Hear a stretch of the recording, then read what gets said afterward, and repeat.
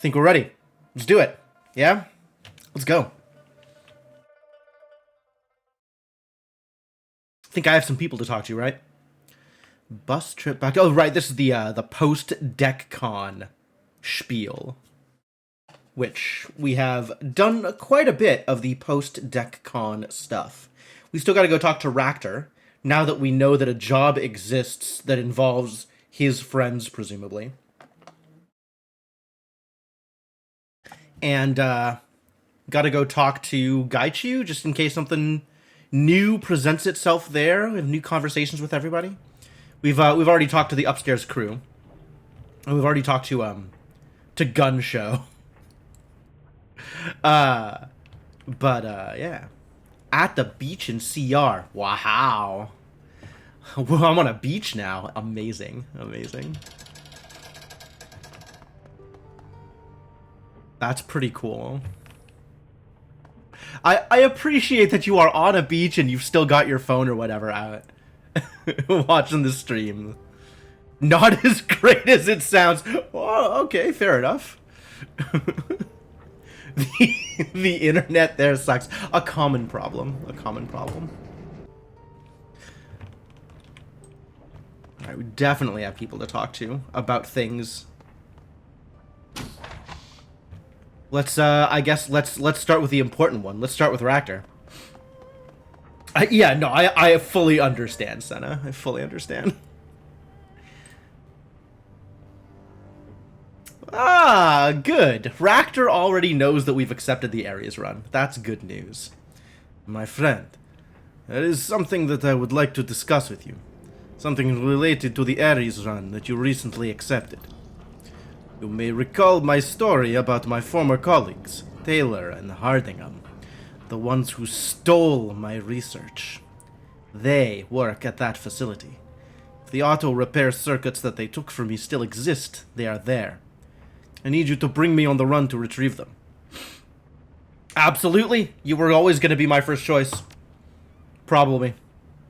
Having not made any decisions up until now, yeah, you were probably always going to be my first choice. Seems reasonable. Beach stream is best stream, at least for the howler monkeys. You have howler monkeys on your beach? It's not the kind of beach I am familiar with.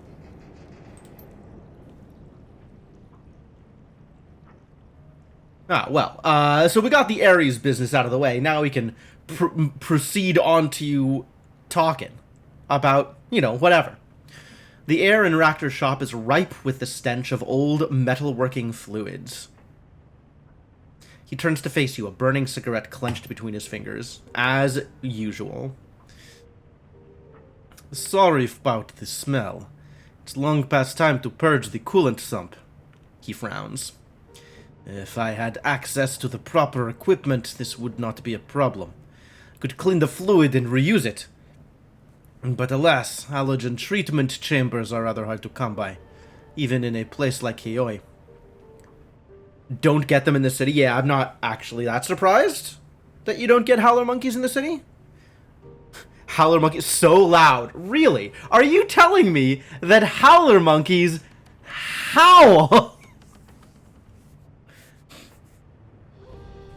And giant iguanas that are kind of scary, and also crocodiles? That's rather a lot. That's a lot of aminals. I guess. I suppose that fits my impression of Costa Rica. Like, you're next to a jungle, right? There's jungles there. They got jungles. Jungles got animals, I guess. I don't know. I'm definitely an urban dweller over here. I'm not a rural boy. I don't know about all that nature business. That sounds like a lot of work. But yeah, I'll believe it. I'll believe it. Obnoxiously loud parakeets that are as loud as the howler monkeys. Wow. If I came down there to visit, as soon as I feel comfortable flying again, Senna, you'll hear about it. I guarantee you.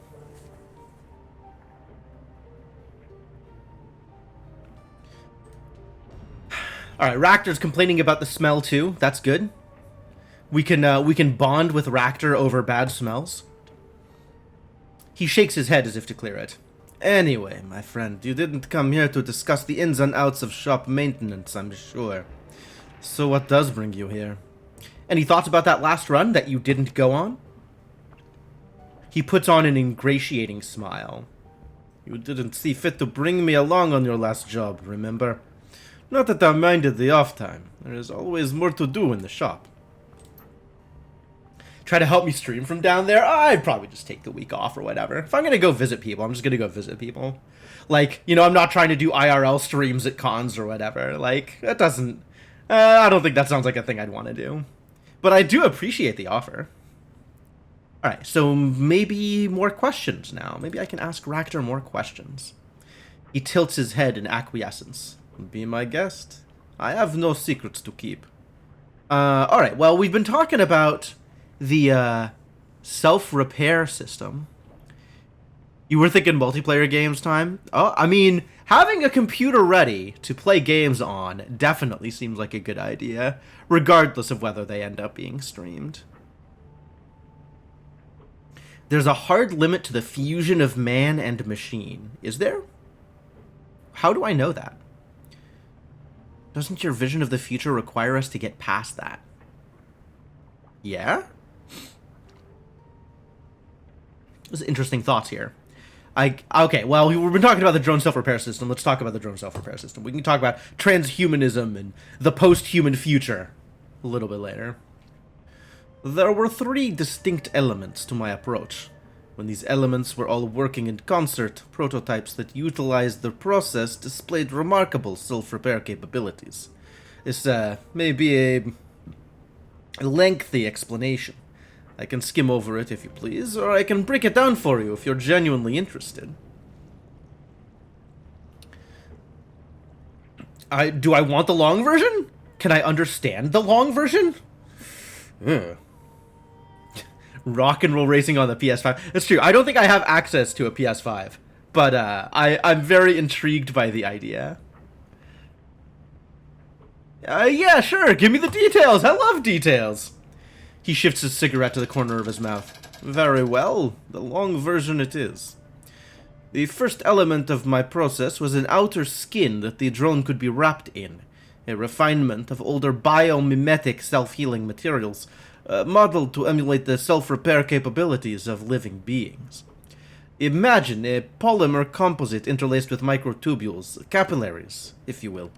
These vessels are capable of delivering bonding agents to the site of a wound as it occurs, thus healing it. I've heard of smart materials that operate on a similar principle. Have I? Alright, let's say that I have. Yes, though they remained uncommon until recently. As I said, my material was a refinement on those earlier designs. It was also only the first part of a system. The synergy between the 3 was what made the project work. Speaking of racing games, when the hell are they going to reboot Uniracers? They haven't brought a new F-Zero game out. I think Uniracers is going to be even further down the list. But man, that would be super cool to see more Uniracers content. I loved Uniracers. What a game. I don't even know if it's a good game. I just know that I loved it. Which I guess is enough. The second element involved the underlying structure of the drone's architecture. The servos, gears, circuits, etc. Utilizing self-assembling materials and redundant systems, I created a system by which damaged components could be fabricated and replaced by the drone itself without any need for human interference. Alright, self-healing skin and self-replacing underlying structure. What else? Finally, the system had a magical component. The corner of his mouth dips downward. I must confess a certain degree of ignorance when it comes to this portion of the project. I understand some of the theory behind what was done, but the specifics are beyond me. Well, magic is probably the one thing I do know, given I have my, 7 in charisma for the purposes of spellcasting. Although, this is actually an interesting point. I thought this was your project. Oh, it is. I was the one who recognized the need for a magical component, but I feel no shame in admitting that I cannot understand the specifics. I have a mind for figures and physics, and the natural world. Magic works according to a different set of principles altogether. Truth be told, it makes my head hurt. Alright, so why did you need the third one? In layman's terms, a magical element was necessary to render the system self-perpetuating. Obviously, no purely mechanical system can repair itself indefinitely. The synthetic skin becomes more brittle with every wound that it heals, and the automated assembly components will eventually run out of materials to work with. As a rule, fighting against entropy is a losing proposition. But with magic, we can rewrite the rules, weaken the grasp of those entropic forces to the point that they are rendered negligible. Think of magic as the lubrication that keeps the gears turning. I wish that it weren't necessary, but I am also a realist. I must confess that it is required for the system to work. And this package of systems is what your former colleague stole from you, what you need to get back. Okay, so this actually explains one thing which was kind of bugging me up until now. If the whole thing was like a scientific process, if the whole thing was just like a research project, wouldn't he have all the knowledge necessary to just re-implement it? And like, okay, they stole his research notes or whatever, but like, come on. That's, you know, maybe 6 months of putting your stuff back together and going over the same steps you've already gone over is a lot easier than coming up with stuff fresh. But if it requires a magical component, if it requires like outside help in order to actually build, if the materials and the process is the hard part, then it makes sense them stealing the prototype leaves him SOL because he couldn't reproduce the prototype on his own. That actually makes a fair amount of sense.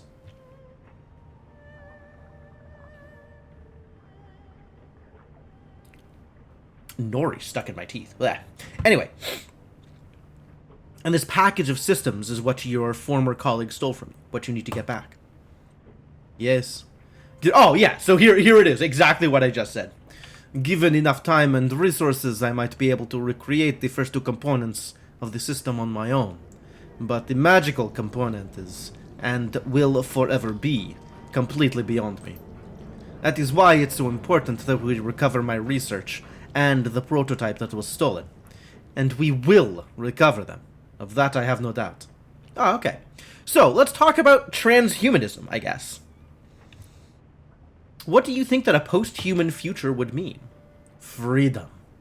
He takes a long drag on his cigarette, sucking the smoke deep into his lungs. When he speaks, it erupts from his mouth in a plume. This is very, like, it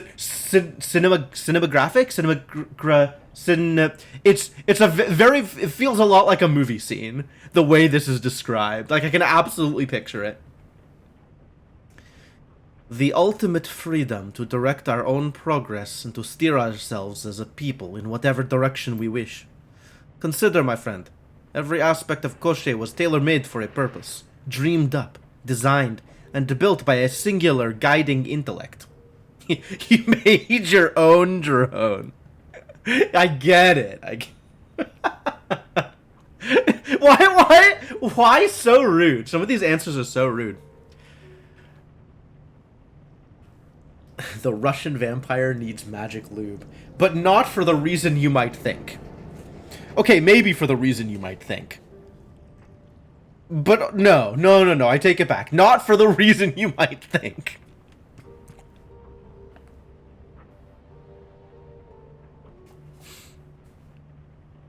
Alright, so what do I do with this?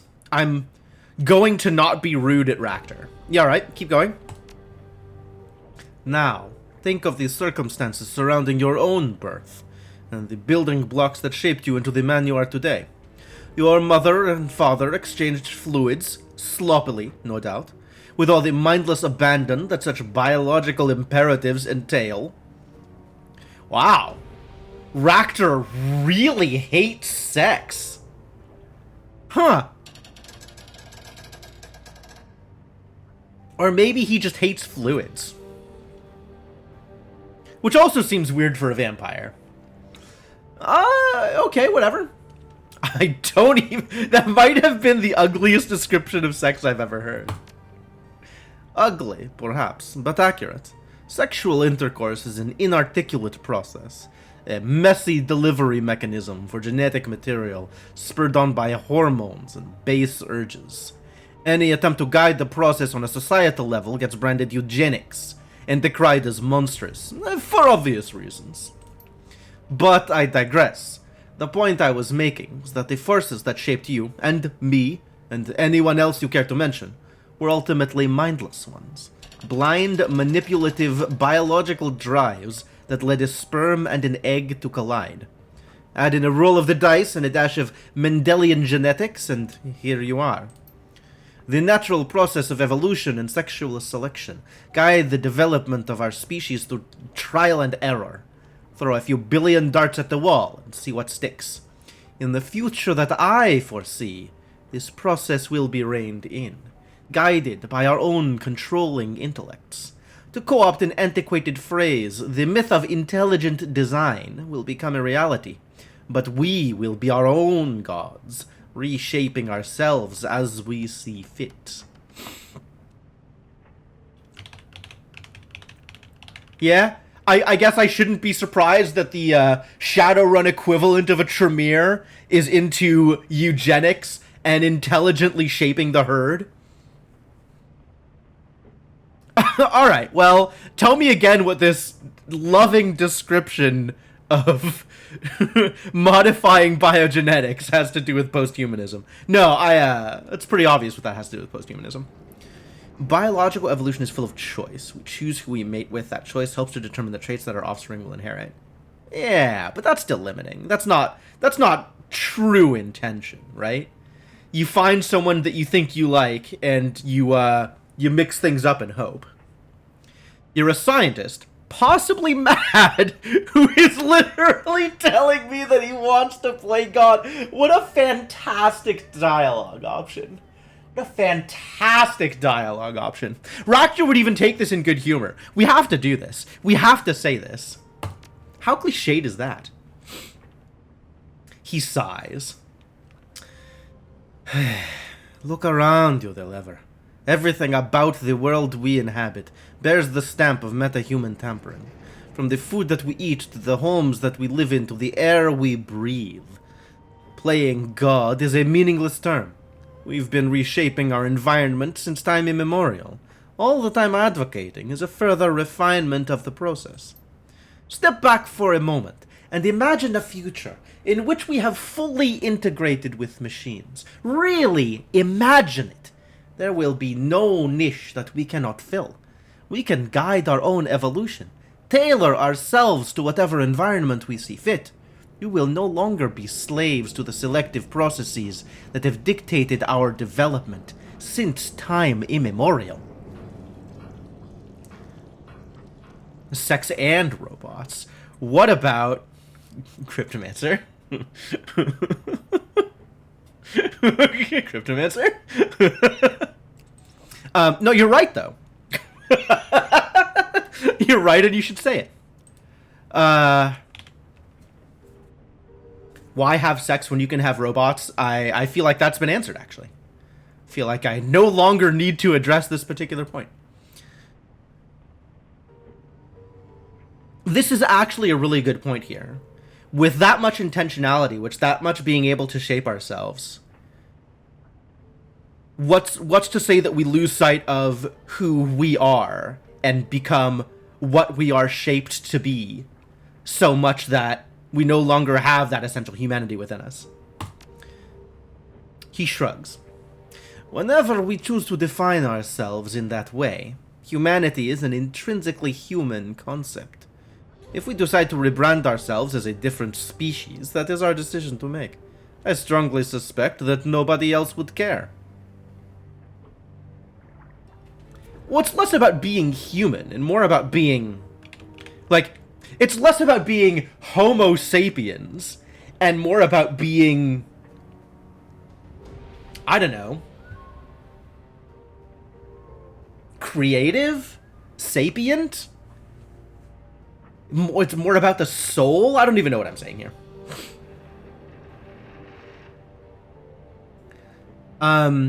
There are other forms of life out there. Okay. Why would I care what dragons think? What do you want? This is more the question I'm interested in. Rakta, tell me about your vision. What's the end game that you envision for us in this grand post-human future? Koshei raises itself up on its legs, stretching so that Ractor can caress its chassis.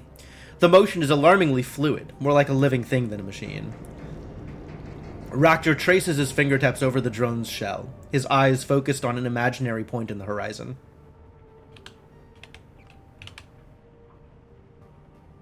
Boy, really likes that drone, doesn't he?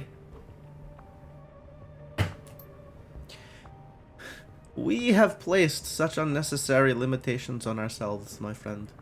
It fills my heart with sorrow to know what we could be, but are not. I would see those limits stripped away, peeled back and discarded, for the betterment of all. In the future that I foresee, we will open our eyes to the possibilities that surround us. Bodies reshaped to thrive in the deep ocean and the depths of space. Bodies inspired by nature or the human imagination or both. Bodies that can be used and shed and used again, inhabited as their wearers see fit. Okay, I read Altered Carbon, and I'm not sure this will work out the way that you want it to, Ractor. The timely realization of such a future is what drives me forward. It is the cause to which I have devoted my life. And, thankfully, it is inevitable. He tips his cigarette, sending ash spilling down onto the metal floor. Assuming, of course, that we don't destroy ourselves first. There's a hard limit to the fusion of man and machine. Doesn't your vision of the future require us to get past that? Wow, this could all be biology. This could all be, like, gene shaping. Doesn't necessarily require that everybody be a cyborg. You were speaking of the essence limit and the problems associated with essence loss. He releases a plume of smoke from the corner of his mouth. Yes, of course, it will be a problem. But as with all problems, a workaround will present itself. Of this I am certain. You basing that on anything? You just taking it on faith? He smirks at you. No, my friend, I am not taking it on faith. My beliefs are rooted in my own observations and experiences. For the time being, let us leave the matter at that.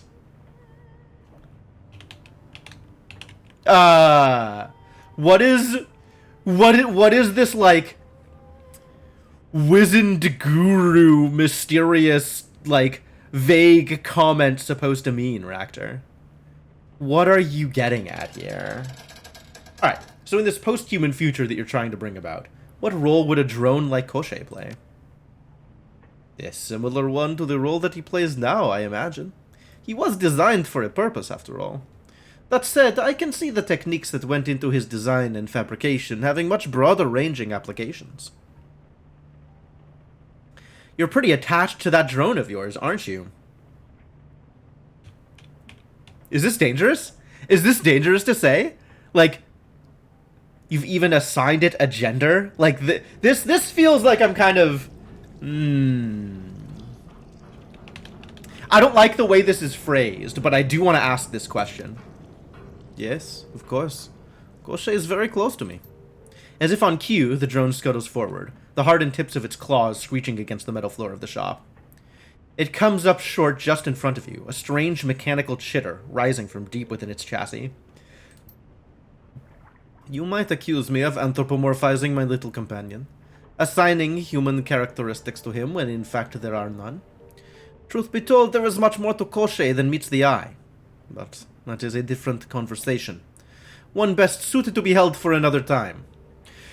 Okay, well, I guess I'm going to make a point of not pressuring people to talk if they don't want to talk, so if you want to talk later, we can talk later. He nods. It is. I have work to do. And I'm sure that you can find better uses for your time than listening to me prattle on.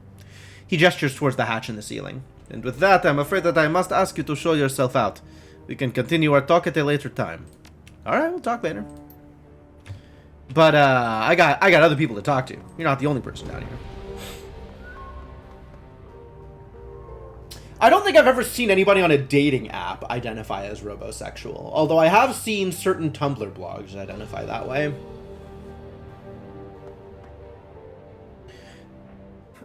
Is this the same?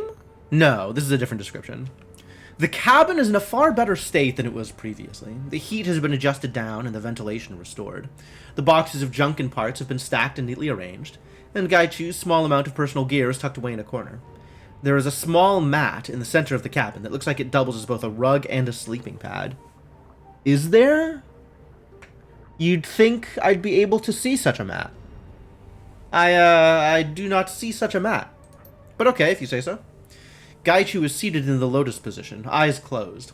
His fingertips rest on a braille reader that is plugged into his BDA. Why does his eyes closed? He's blind. He might as well not have eyes. The device fills the room with a soft clicking from the pin combinations. As you approach, he lifts his hands from the reader's surface. Hello again, the lever. Is there something I can assist you with? Looks like you've carved out a nice little spot here. If you say so. I doubt it would be suitable for others, but I do not require much by way of space, and have few possessions. As long as I have a quiet area in which I can sit and relax, I am happy. Now, what is it that you wish to discuss? We were talking about your father bailing you out of jail. I guess we were. Ah, yes. I do recall you asking about that. Gaichu's reticence is palpable in the long silence that follows. He doesn't continue. Something the matter? No, Gaichu purses his lips and sighs heavily. No, everything is fine. I will tell you what you wish to know. I simply have not spoken of my family in a long time. Bad memories? No. Quite good ones, actually. I haven't seen Yasujido in many years, but that is my fault.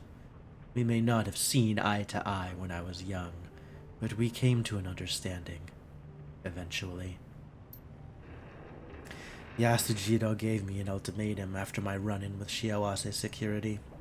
He told me he had to cut a backroom deal with a rival in Shiawase to keep me out of prison.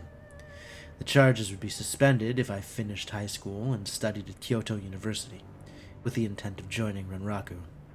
If I did not, Shiawase would take me into custody, and I would spend time in prison. What did that cost him? I have no idea. He refused to reveal what he had been forced to do in exchange, but I cannot imagine it was cheap. Insider information, perhaps? A deliberately botched contract? Yasujido was a manager in the water and power division. Oh, water and power division. That's... I don't know why I separated that out. So the deal would have been lucrative, but not secret. I'd always taken my family for granted. Raised in a Renraku family, going to Renraku schools. I always had a sense of place, of belonging where I was. The thought of all that vanishing, I simply could not imagine it. Suddenly the reality of my actions became clear. Gaichu runs his fingers over his bald scalp, smiling distantly. From then on, I tried to be the son he wanted, and he seemed glad of it. We grew much closer over the next few years. He took time off to visit me when I was living in Kyoto. Why would that be unusual? He was a very busy man in those days. A lot of responsibility, very little time for himself. I was impressed that he could carve off as much time as he did, just to go camping with his son. Camping doesn't seem like a very Japanese pastime. That's a little, like, mildly racist? I don't know. What seems like a Japanese pastime if camping doesn't seem like a Japanese pastime? Japanese people like wilderness. A lot of nice wilderness in that part of Japan.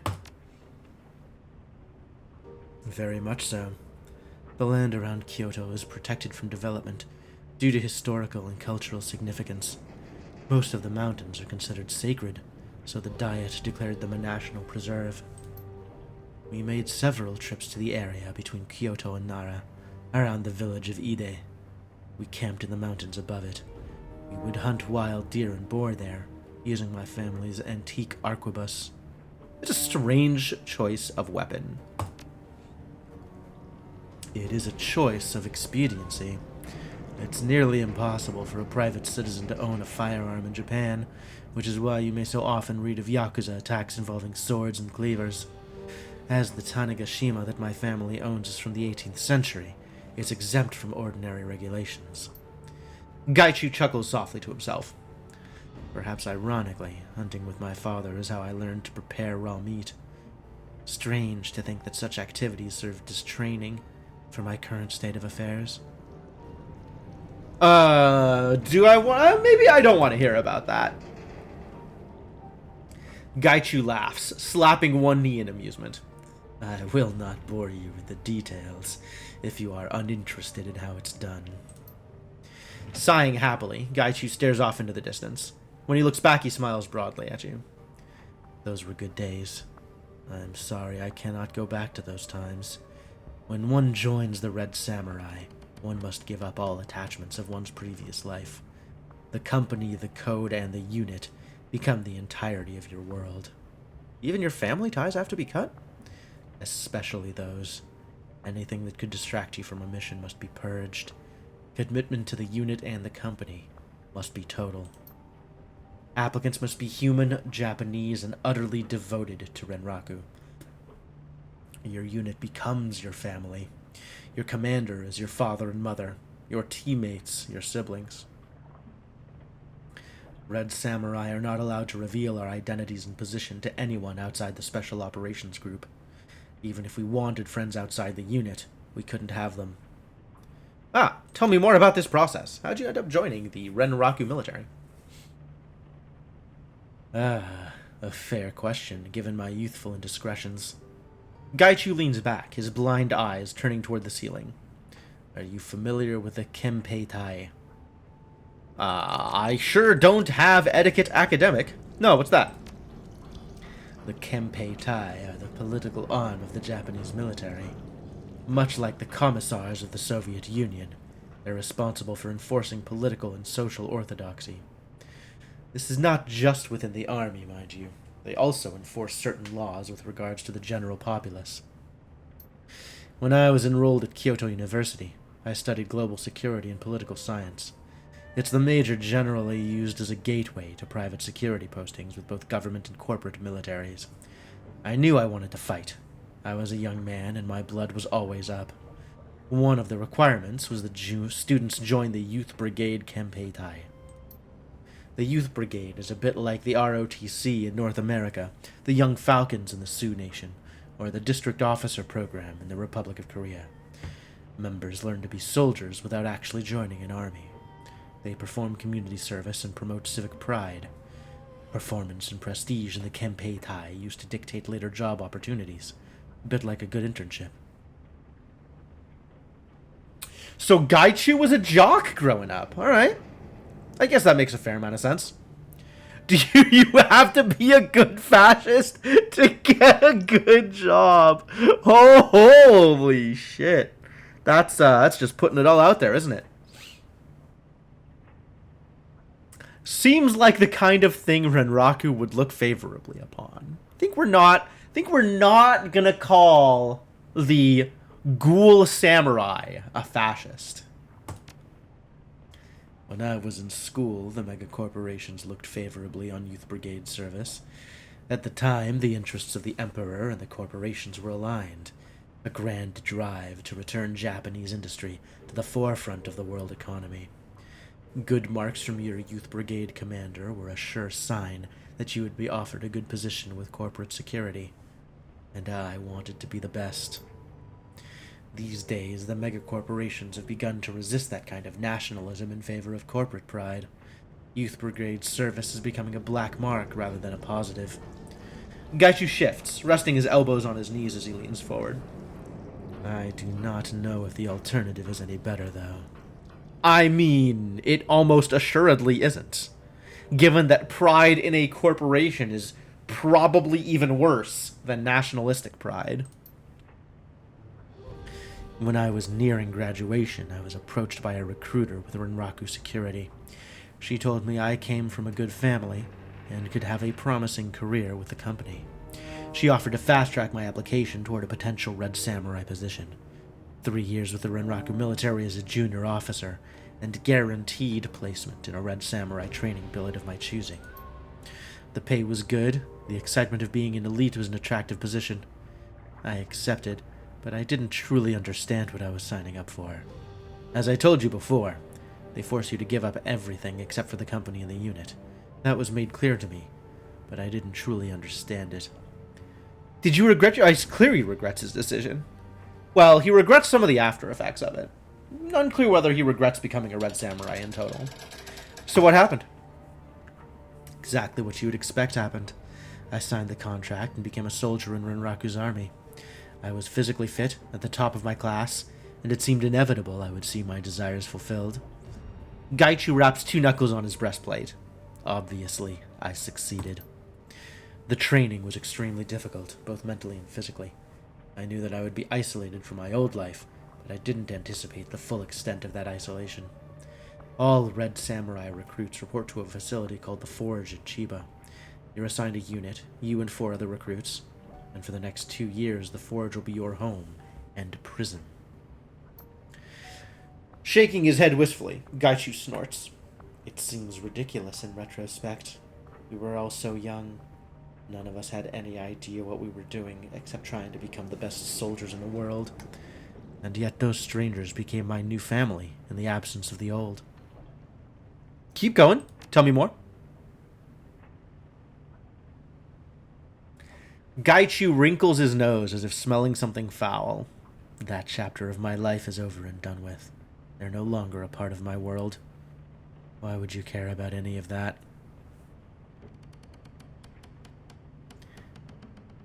Family is important. You make a wise point. Commanders should know their soldiers as well as they know themselves.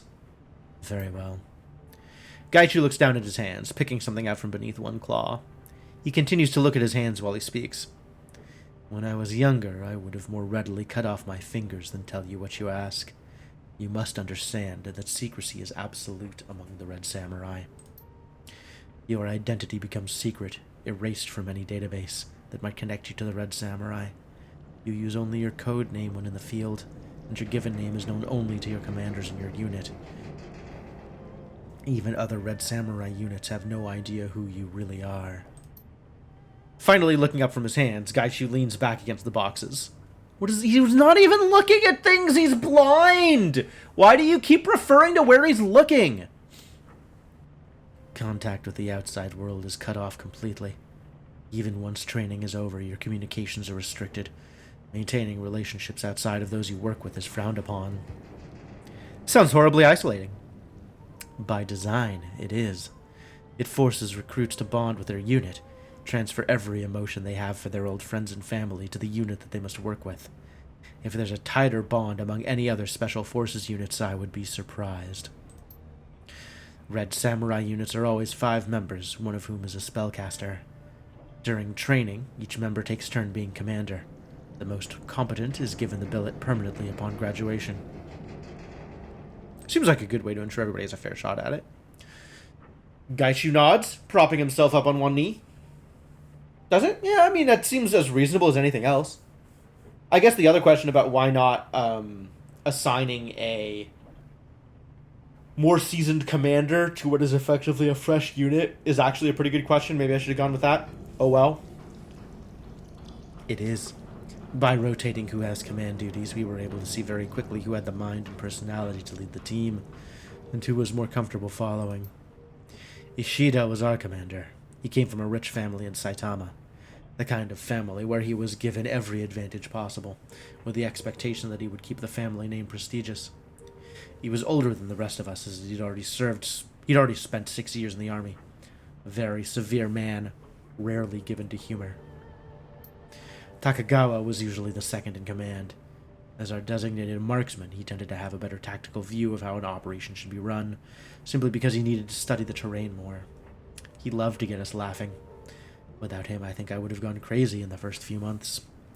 Wow, the team actually working as a team. Everybody fulfills their own role, both in combat and in the social aspects. Our mage's name was Sasaki. She had been in training as a Miko, an apprentice priestess, when her magic began to manifest. She was in the unit for the challenge and for the money.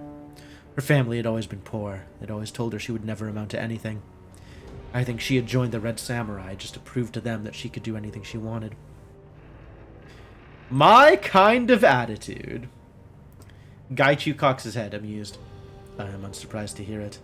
You and Sasaki share similar attitudes. Neither of you stops to consider if your goals are attainable. You simply know that they are. That's a hell of a way to put it. Yeah, confidence that whatever I put my hand to, I will succeed at. Sure, this seems like the kind of person that the lever is. Our heavy gunner's name was Aomori. He kept the team honest with itself. Never had a disparaging word for anyone, but he wouldn't hesitate to call someone out for their behavior. Sasaki loved that about him. Really, she loved all of him. The two were discreet, but discretion only goes so far in such a small team. Still, we respected their privacy where possible. Is that kind of thing allowed? If the unit commander allows it, yes. We were given incredibly wide leeway in what to allow or forbid in our unit. The belief being that results were the only thing that mattered. If the unit failed, it would fail as a whole. Sasaki and Aomori were crazy about each other. It would have done more harm to keep them apart. Lastly, there was me. I was the close quarters and breaching expert, the first man in the door when we had to clear a room. I was the perfectionist on the team. Aomori could get us to do anything, but I was the one who made certain we did it well, with style. Okay, you're gonna have to unpack that one for me. How do you mean? If a thing is worth doing, it is worth doing well. That thing is also your duty, it is worth doing perfectly. Many times we would perform a drill or exercise well enough, but that wasn't good enough if I had to trust my life to it. That's why we became one of the best teams in the organization's history.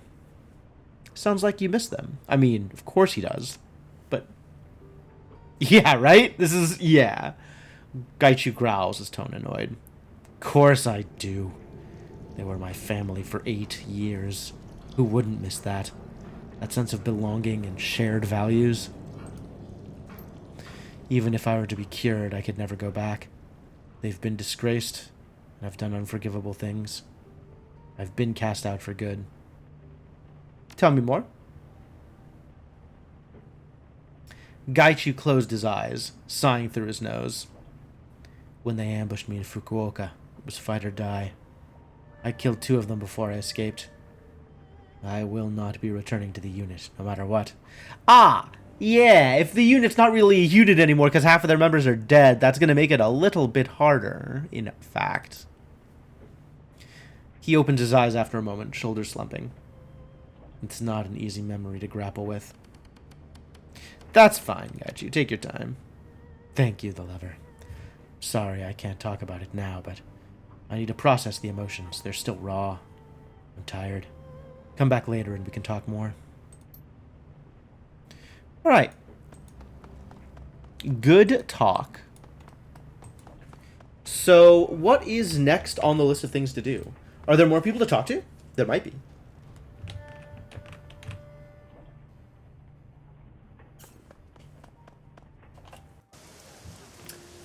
Kind of feel like we've done a lot of the talky bits. I know we've talked to Crafty, who's pretty much the only person I really care about continuing to talk to.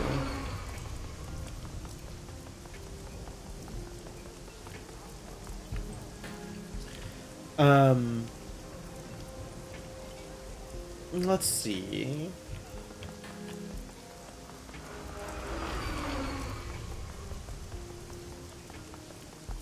I guess we could get into Club 88 if we really wanted to. Go shopping? I think I spent all my money, didn't I? Or do I have money again now?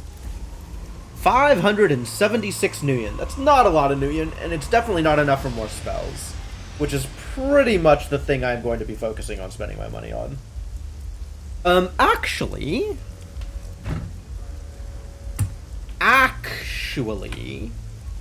I do think I want to spend a little bit of focus on getting the ability to cast heal spells.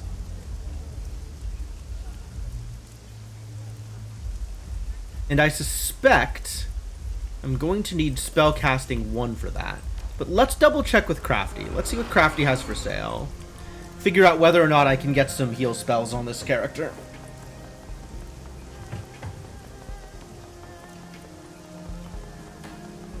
Jin. What is Jin's deal? I don't actually remember.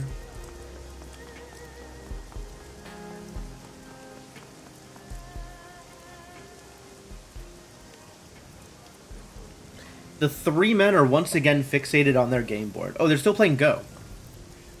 Jin rubs his hands together nervously, his face twisted in concentration. So the last time I came here, this was just like a discussion thing. We heard a bit about the politics of the area, they talked about the dreams, and nothing really happened otherwise. It appears that Shu now has the upper hand. Yo. Bummer, Jin. The silence of the game is deafening. Amateur players would be filling the air with clicks and clacks of the stones against the wooden playing board, relentlessly trying to outdo one another. These men are different. Shu picks up a small black stone. His hand reaches over the board, then pauses. Jin stares at the outstretched hand, suddenly still. Shu begins to lower the stone. Down, down. Jin is practically on his toes. And then, Shu pulls his hand back. Perhaps not there. He strokes his short beard thoughtfully. Jin tosses his arms into the air, nearly knocking over the playing board. Damn it, Shu. When you start a move, you commit to it. I swear if you're doing this on purpose. Friends. Lao interrupts the players. We have a visitor. The two players look up. Jin sighs and holds his face in one hand, mutters something beneath his breath. Shu's eyes fix on you. He stares, unspeaking. His generous smiles and playfulness from before are absent. Sorry to interrupt. I want to talk about dreams again. This again? Don't you have anything better to do? Yes, we're all still having the dreams. Lao's voice is calm but troubled. However, they've gotten a hell of a lot worse. Jin shifts uncomfortably. Look, let's not go into detail. Anything would be great. He mulls this over. All right. But afterward, you have to let us finish our game. Sure? He nods approvingly, then glances at Lao and Shu before continuing. Our dreams have become, unpleasant, so to say. Darker, violent. He runs his hand along his tightly cropped beard. Not all that healthy, if you ask me. Especially for men of our age. We come out of them in a daze sometimes. Feels like we've been punched in the senses. And the imagery. You can see him shiver as he thinks about it. Well, I said no details, so no details. That about sums it up. Shu, Master Lao. I have nothing more to add. Shu? No, nothing. Shu's eyes bore into you. Is everything all right, Shu? Continues to stare at you, his face pale. He opens his mouth, closes it. He seems to be struggling to find words. What's wrong with you, Shu? You'd better not be having a stroke. We're in the middle of a game.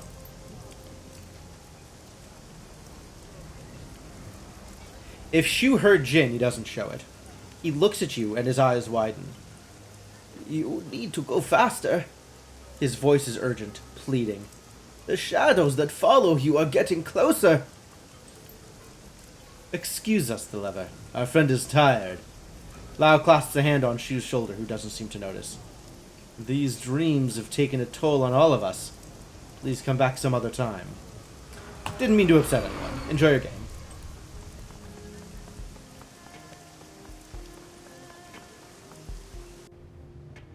So how much does a basic heal spell cost?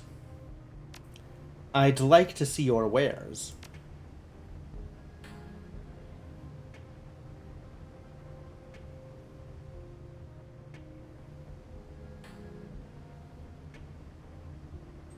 Heal wound 1 requires spellcasting 2? Oh.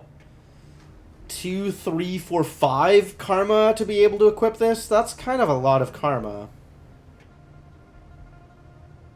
At least having like a higher spellcasting rating isn't going to be super necessary. Like, this just works or it doesn't. It's not a matter of like working better or healing more or hit rate or anything. It's also a little bit more expensive than I would want. Why is it so expensive? Wild.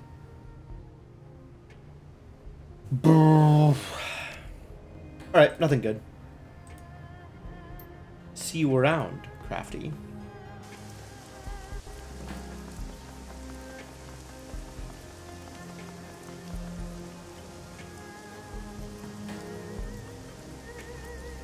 I think we just go on the next mission. Right? We just gotta go to Ares and take Raktor with us, and... I think I'm going to definitely pick quests based on, my party's, personal association with those quests. Like, if it seems like it is a quest that is designed for a particular party member, or related to a particular party's members, like, character growth or whatever, that seems like a good first choice in terms of missions.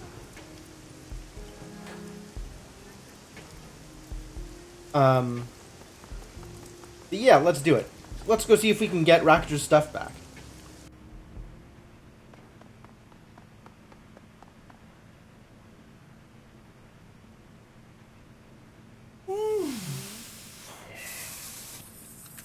Let's head to the Ares facility. Alright, Raktor's definitely coming. If we're going to mess with some corpse, we definitely need our Decker. And then, what? Probably Gobbet for healing until I can bring my own heal spell. Or Gaichu for kicking some ass.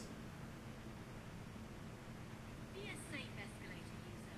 Hold the handrail and take care of children and the elderly. I do like kicking some ass. Not having the heal kind of irritates me, but one of these days my main character will be able to do something about that, I'm sure. I think I will spend my next 5 karma on making sure I can cast heal 1. And then once I've spent that karma and money, we can focus on getting bigger and better spells. Or shaman spells, conjuring spells. Let's go.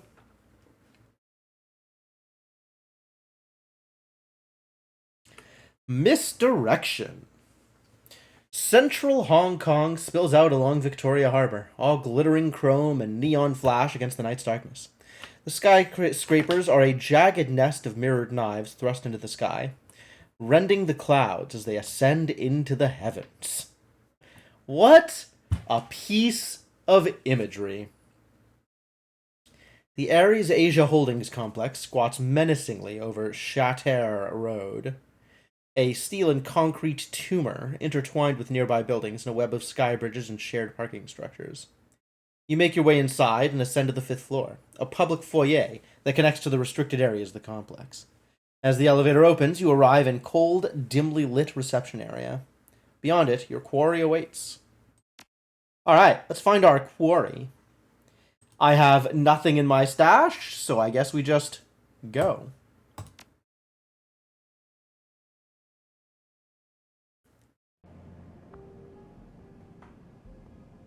Christ, why am I so tired? Come on, let's at least get through a mission before I start dying. Exiting the Ares Asia Holdings elevator on the 5th floor of the skyscraper complex, the antiseptic odor of the megacorporation's offices assails your nostrils. The immaculately detailed interior speaks volumes of the wealth and control the North American industrial giant has come to wield over the free enterprise zone. Raktor glances at his bracer, holding up a page of notes on Ares Asia Holdings and scrolling through it. We're looking for a lab between floor 15 and 40. Everything below 15 is shopping and recreation, and the residential areas span 41 to 92. The auto repair circuit should be up there as well. I know Taylor and Hardingham. They'll keep it close to their main lab so they can work on the project in their off hours. And they'll need specialized testing equipment, things you can't fit in an apartment, even a big one. So everything we're looking for will be near the main lab? Yes. Once we plant the altered visitor record data, we can find the lab's precise location. From there, everything we need should be nearby. Alright, cool. Did we talk to the secretary? What's my goal here? Plant visitor records. Find the location of the research lab. Okay. Welcome to Ares Asia Holdings, a division of Ares Macro Technology. How may I assist you today? At the sight of Gaichu, the receptionist recoils visibly, and his face grows ashen. Dear God, is that a ghoul with you? You know, it didn't occur to me, somehow, that we were not going to be able to do this quietly if I brought Gaichu with me. But you know what? In retrospect, that should have been obvious. There really was no way to do this quietly if we brought Gaichu with me. Heh. Oh well. Yes, he is my bodyguard, and I would kindly ask you not to fret about it. Oh. Nice, Ractor. Good save.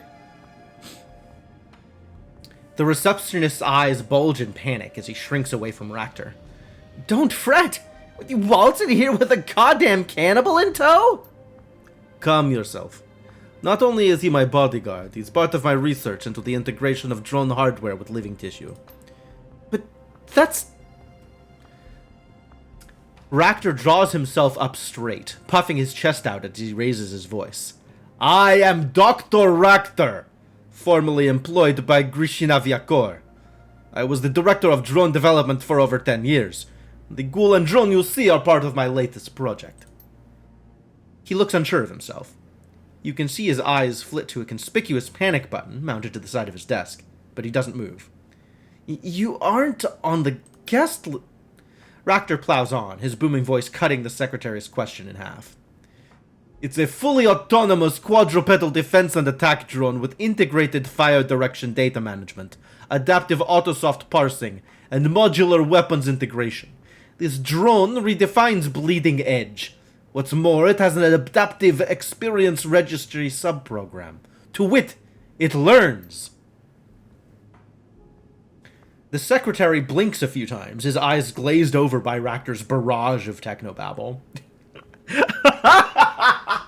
Ractor uses confuse. It's super effective. Oh, yes, I see. That's a lot of interesting information. What should I put down on the arrival sheet then? Ractor regards the receptions coldly and curls one corner of his mouth into a sneer. Put down that I am here to make a sales pitch. If there's any company in this world with an interest in cutting-edge combat drones, it should be Ares Macro Technology. I have a full report on field and stress tests, part-time to failure, and combat efficacy. And I do not like being delayed. Very well. Have a pleasant evening, Doctor. Please stay on this floor until your escort from the Drone Research Division arrives. I'm guessing we should not have talked to him, but, you know, here we go. Ooh, there's a thing. Is there anybody in here? Oh, the drone. We can send Koshei in there. Koshei, go, do the thing. That's not Ractor. This is Ractor.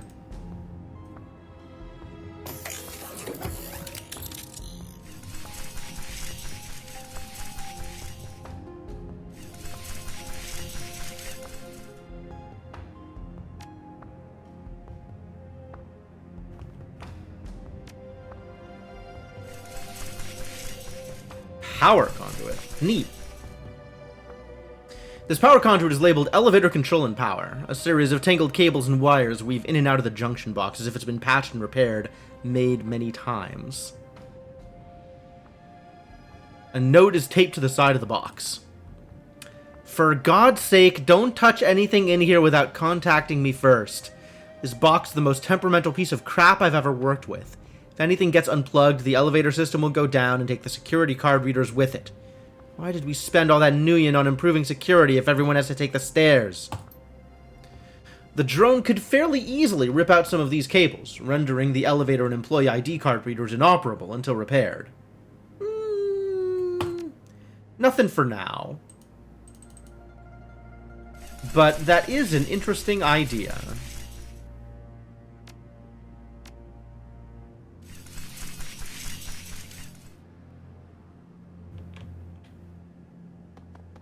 Hey, look, it's ley lines. So what are we doing out here?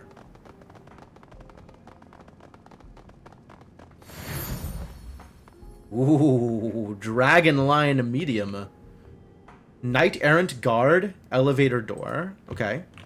So we could just go loud if we wanted. That would not be hard.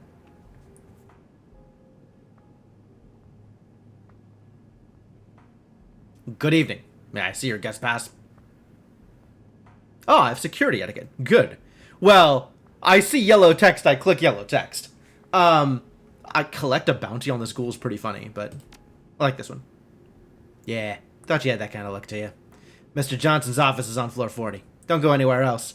We'll have to treat you as an intruder. Have a pleasant evening. Oh. Well, that works. What about in here?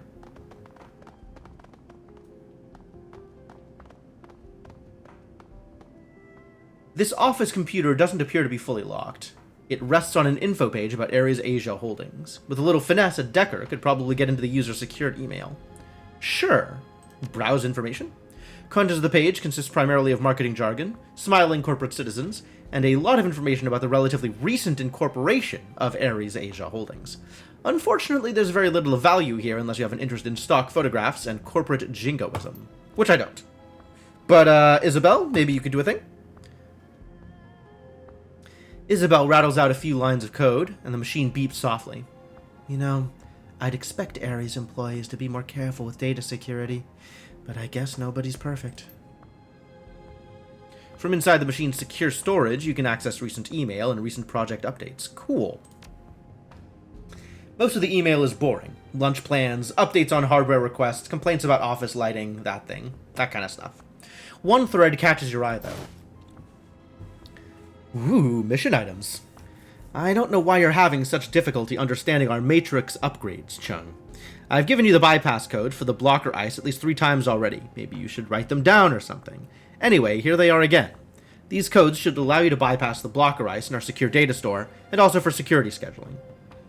Corporal Quawk, Matrix Security Division.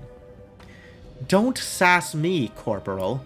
I wouldn't be in this situation if you hadn't been promising the Matrix upgrades would be complete next week for the past 6 months. After 4 months of waiting, I stopped thinking about it. Now every time I make a pull request from our depot, that damn ice gets in my persona's face and demands another set of passcodes. Thank you for the bypass codes, though. I'll write them on the back of my hand or something. Dr. Chung, Ares Asia Research. Yep. The talent and the security getting on each other's cases as expected. Project updates? Most of this employs records involving construction projects in and around Hong Kong, but one project, referred to only as 2231, stands out. Dr. Chung, I'm concerned about the amount of resources you've requested to pursue 2231, particularly because we are Ares Asia Holdings, not Ares America. 2231 is an Ares America project, not one of ours. What explanation can you offer for this request? How can it be justified? I understand your concerns, Director, but you should be aware that all divisions of Ares Macro Technology have been ordered to support 2231 where possible. Dr. Taylor and Dr. Hardingham are particularly interested in testing their prototype in support of 2231. I am simply requesting enough manpower to find suitable subjects to test the prototype against. The risk involved in local research is unacceptable at this time. This is the entire reason the bulk of 2231 related research takes place at Complex 68G, and why 68G is in the middle of the frozen tundra. Woo! Is this another, like, not combat drone, but like, kind of like the weird mind control tech thing in Dragonfall, where they have like cyber armor that they're effectively controlling remotely? Even though the person in the middle of it needs to be there in order to supply it with, like, power or something. I would be willing to divert additional engineers for Taylor and Hardingham's project if they would be willing to create another prototype with the intent of shipping it to Complex 68G. Talk to them about it, Director. If you think it's not possible any other way, I'll impress that upon them. Huh. I can apparently hit this button multiple times. Okay, cool. Secure files? That's the thing we just did. Okay, good. We did it. Alright, so I have the ability to go up the elevator, and I also have the ability, using my drone, to cut the power. But what about here? Can I go in here? Or are you gonna call me out here? Public terminal. Ah. We have to do a thing with the public terminal first. Okay. This is a public matrix terminal for guests and visitors. Its primary functions appear to be directory and news services, as well as basic email. Also a perfect terminal for you to upload the faked visitor records. Welcome to Ares Asia Holdings. Please note all activity on public terminals is logged and recorded for security purposes. Oh. Maybe we should not do any searches. They'll know we're coming. Dangerous.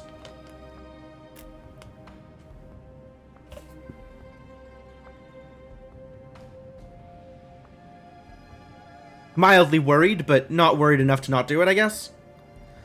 Otherwise, we're just hunting for the entirety of, like, wait a minute. Did the email say anything about what floor they were on? What office they were in? Let me go back to check out that thing again.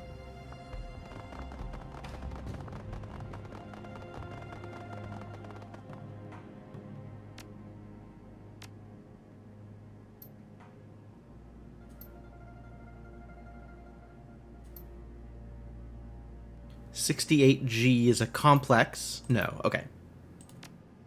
So that tells us a little bit about what's going on in Ares Asia Holdings, but not anything about what's going on with Taylor and Hardingham directly.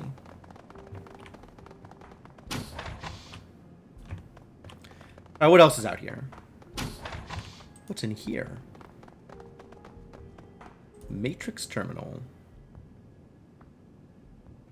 An open port for a cyber deck. Isabel, do the thing.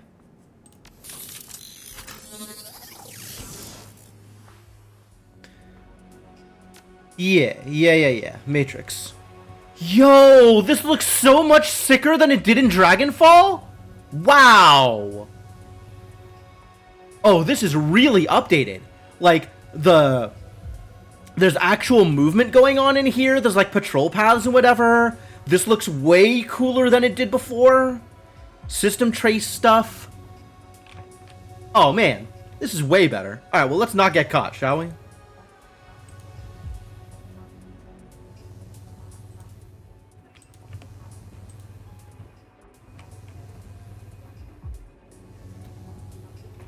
I don't even know where I'm going. What can I interact with? Are these are like portals? I'm pretty good at dodging guards, I think.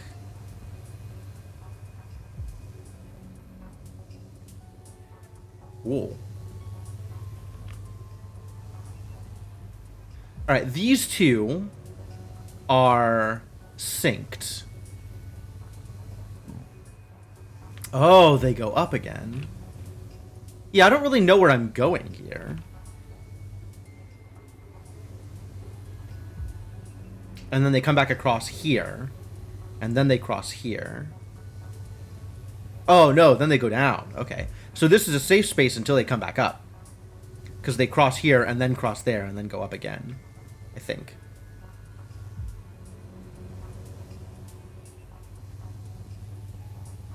Cross there. Then they just go up. Okay, cool. So this is safe here.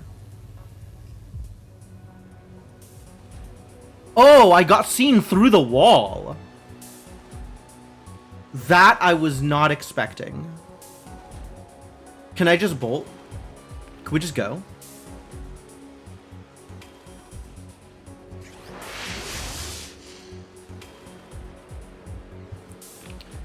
Yes, but I'm still in combat, and I cannot uncombat because I have been seen. Unfortunate.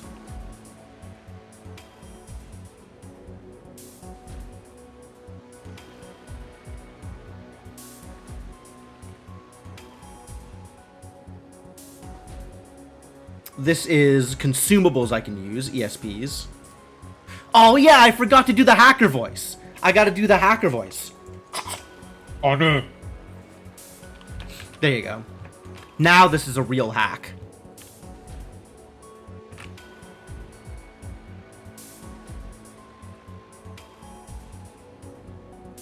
Alright, that is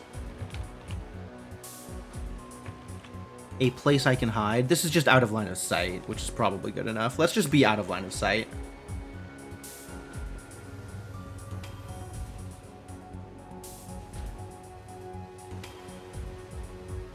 I've been seen! Do I know anything about how much health they have? I have an AoE thing, right? I don't have an AoE thing? Rude.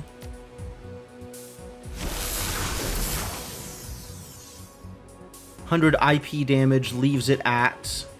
I can't even tell. How much health does it still have? That was like 2/3 of its health. Yeah, okay, cool.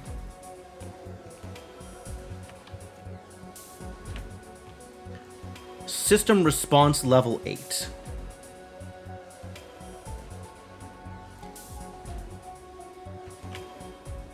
What does this do? This is jack out and it hurts.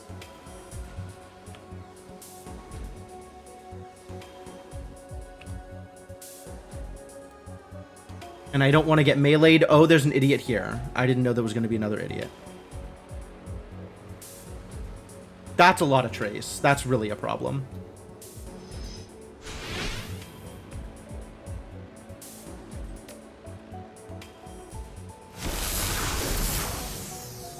$150 still didn't kill it? Look at that crit, though.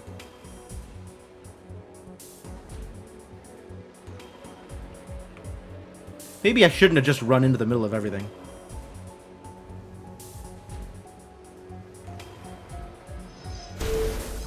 Ow. Okay.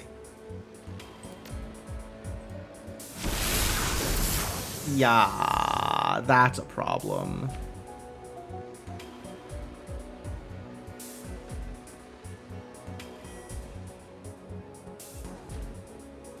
That's just gonna boost its trace against me, which is miserable.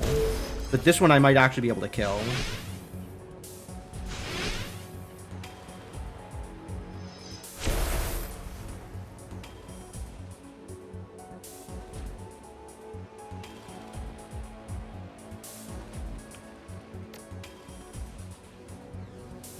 Ranged ice. Okay, I can't afford to leave this alive any longer. The 20 is going to kill me faster than anything else. Wow, this is a real problem. Oh no, it lived.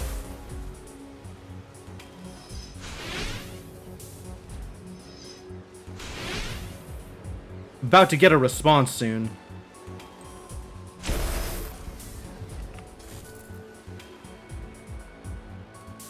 Out here, and then heal.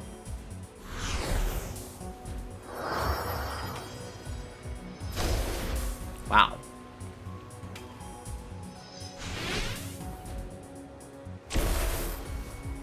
Wow! Oh, I'm getting creamed. Also, if I don't kill one of them, we are definitely getting hit this turn. Wow, this was a mistake? This was a mistake! Do you just die if I do this? I think you just die. What happens if she runs out of health here?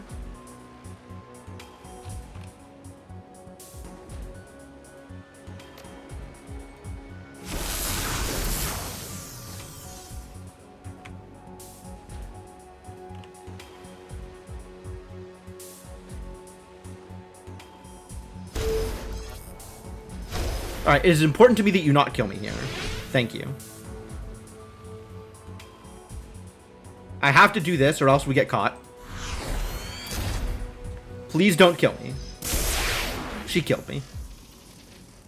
20 damage, minus 5 AP. That's unfortunate.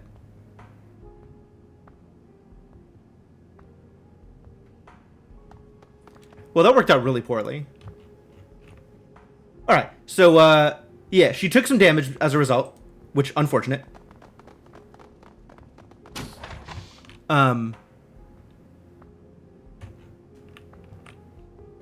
Okay, and then I can get in combat by going into the vent again.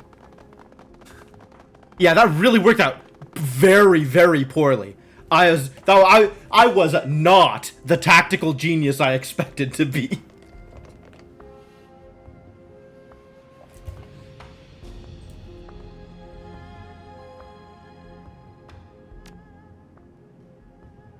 Alright, so we have to do this, like, in combat.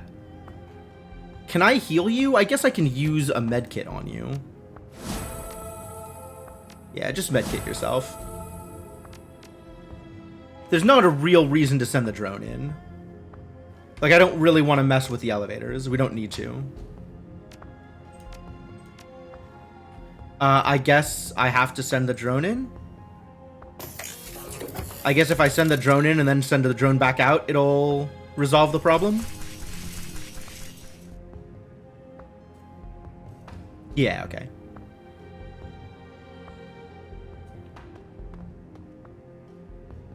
So I could try that again, if I was feeling particularly spicy. Alright, let's go, What do I think I'm gonna get out of that?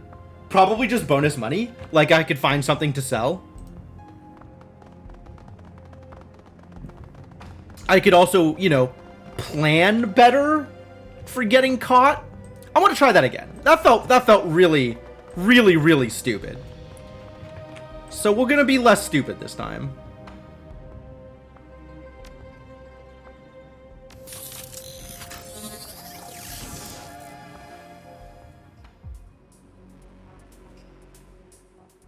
Oh, I can't choose to go into combat to do the,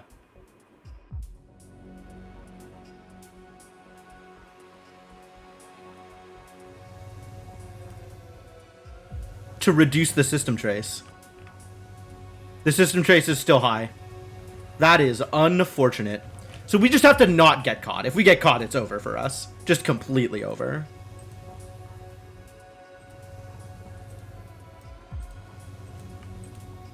Go. Go, go, go.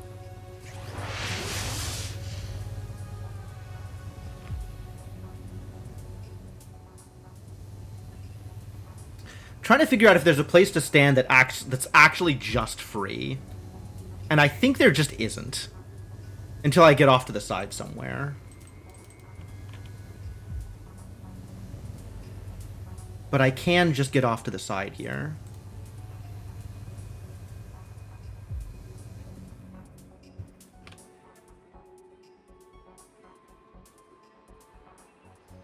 Oh, I'm in combat again. Boo.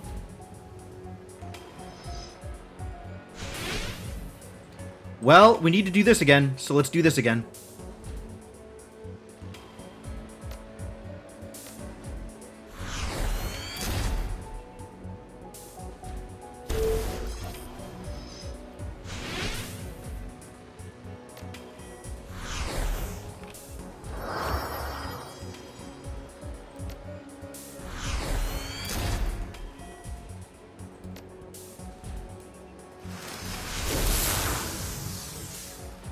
Should maybe have gotten undercover. Unclear.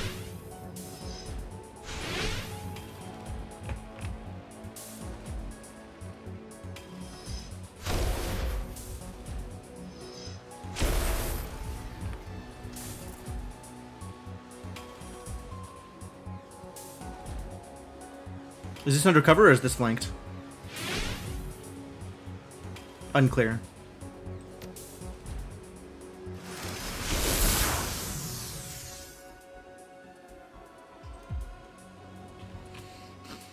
Well, we got net negative on that one, so that's good.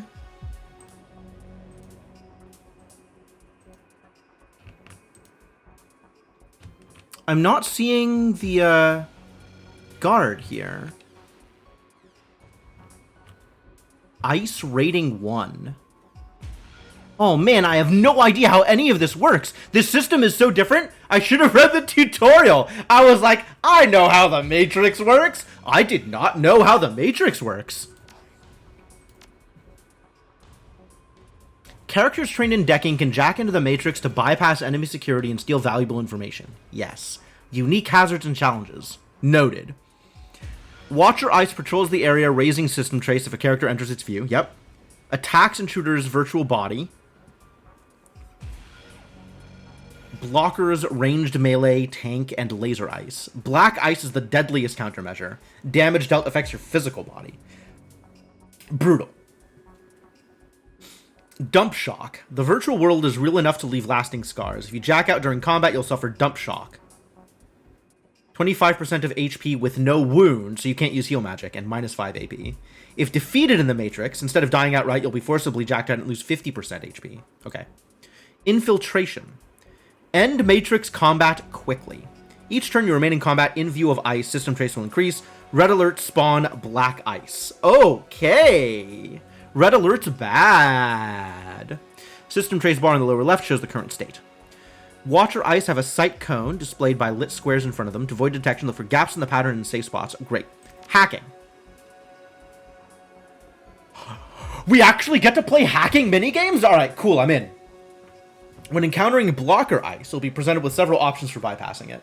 Successfully hacking your way past is the only way to get by without raising system trace, unless you happen to have a password. Which I might have a password. Hack. Solve the hacking challenge. Force. Uses your cyber deck to push back by force, automatically raising system trace. Try passwords. Mouse over to see how much system trace will increase if you enter the password.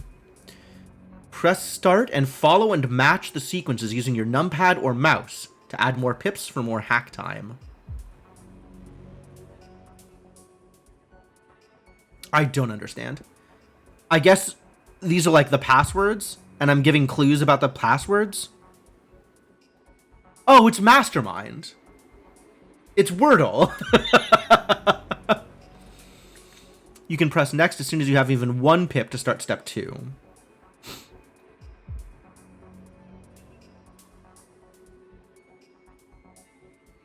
Use the symbol clues here to look for a matching solution out of the 10 choices below. Which in this case, there's 3 things that match. This in the 3rd position, this one, and this one. Guess solutions. The correct answer will let you hack past the blocker ice. A wrong answer will raise system trace. Yep. Okay. Neat.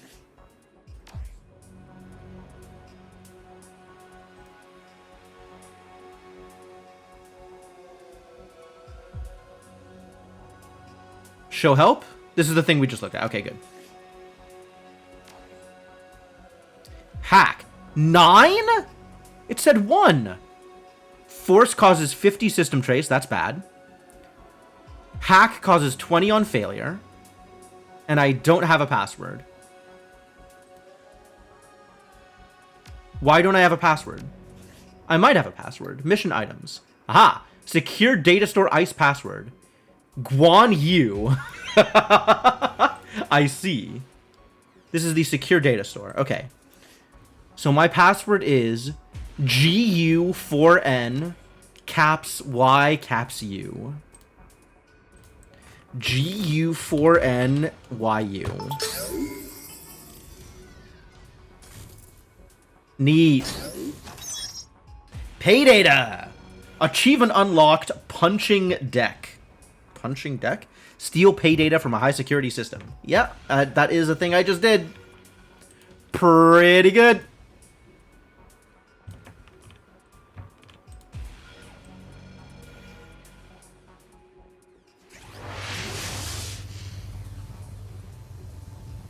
Okay, I'm going to stand here for a bit and watch the pattern again.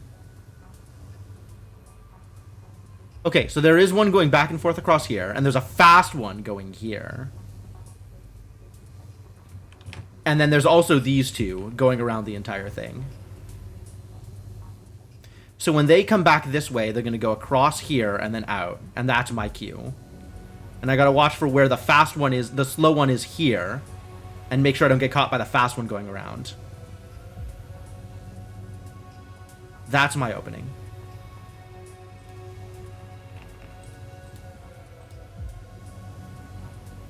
I'm gonna wait for that. Go.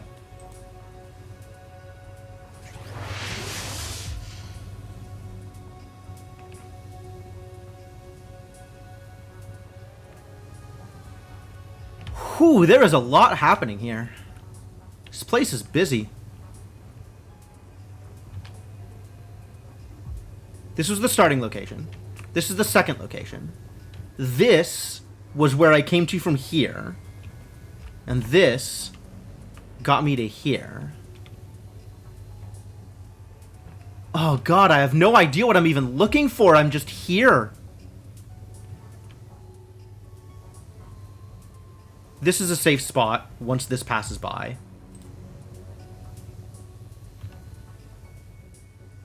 Gas valve 3 control.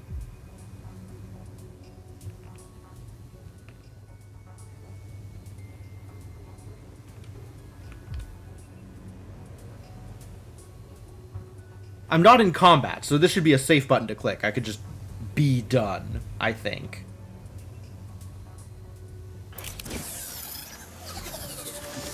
Yes, okay.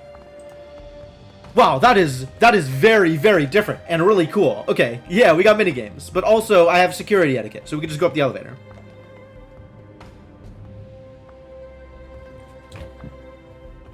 Alright, let's find out where their research room is, plant the data, and then go up the elevator. Dr. Taylor. Floor 27. We found the location of the research lab. Great. Dr. Taylor is transferred to the Hong Kong offices of Ares Asia Holdings from his previous post in London with Ares Europe. Research primarily focuses on drone weapons technology. The previous work is centered on cryogenics technology and the impact of the Matrix on social structures and human development. Wild. Joint chair of the Ares Asia Drone Research Laboratories with Dr. Ian Hardingham. Alright, let's alter the visitor records, and move on up. Alright, floor 27, here we go. We were given permission to go up the elevator, so we're going up the elevator.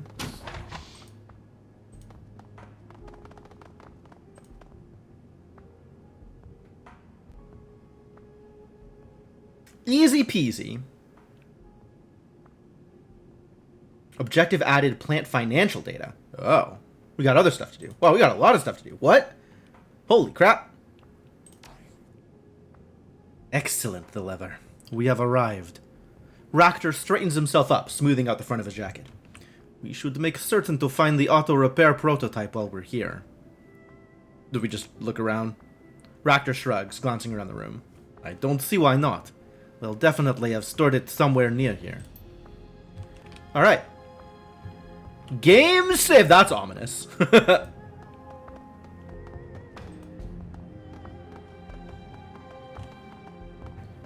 gonna keep poking around quietly. All of these ley lines around make me really certain there's gonna be a fight here. What is glowing? Why glowing? Alright, lots of yellow diamonds to go hit. Let's go hit some yellow diamonds, I guess.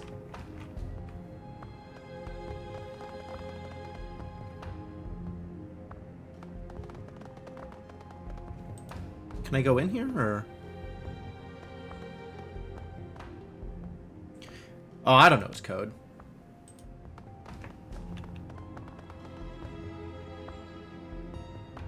I don't know his code either.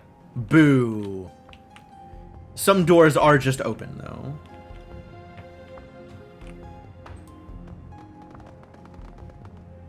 Big ley lines. Boy, this place is ominous.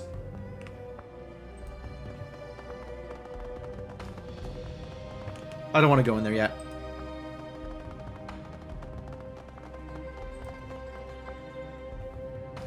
Hello? I can't send a drone in? Okay, fine. Whatever you say, so. Whatever you say.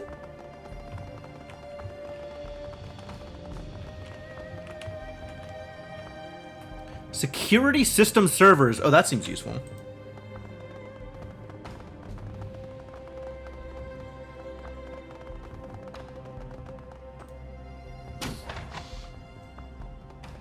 Shutter controls.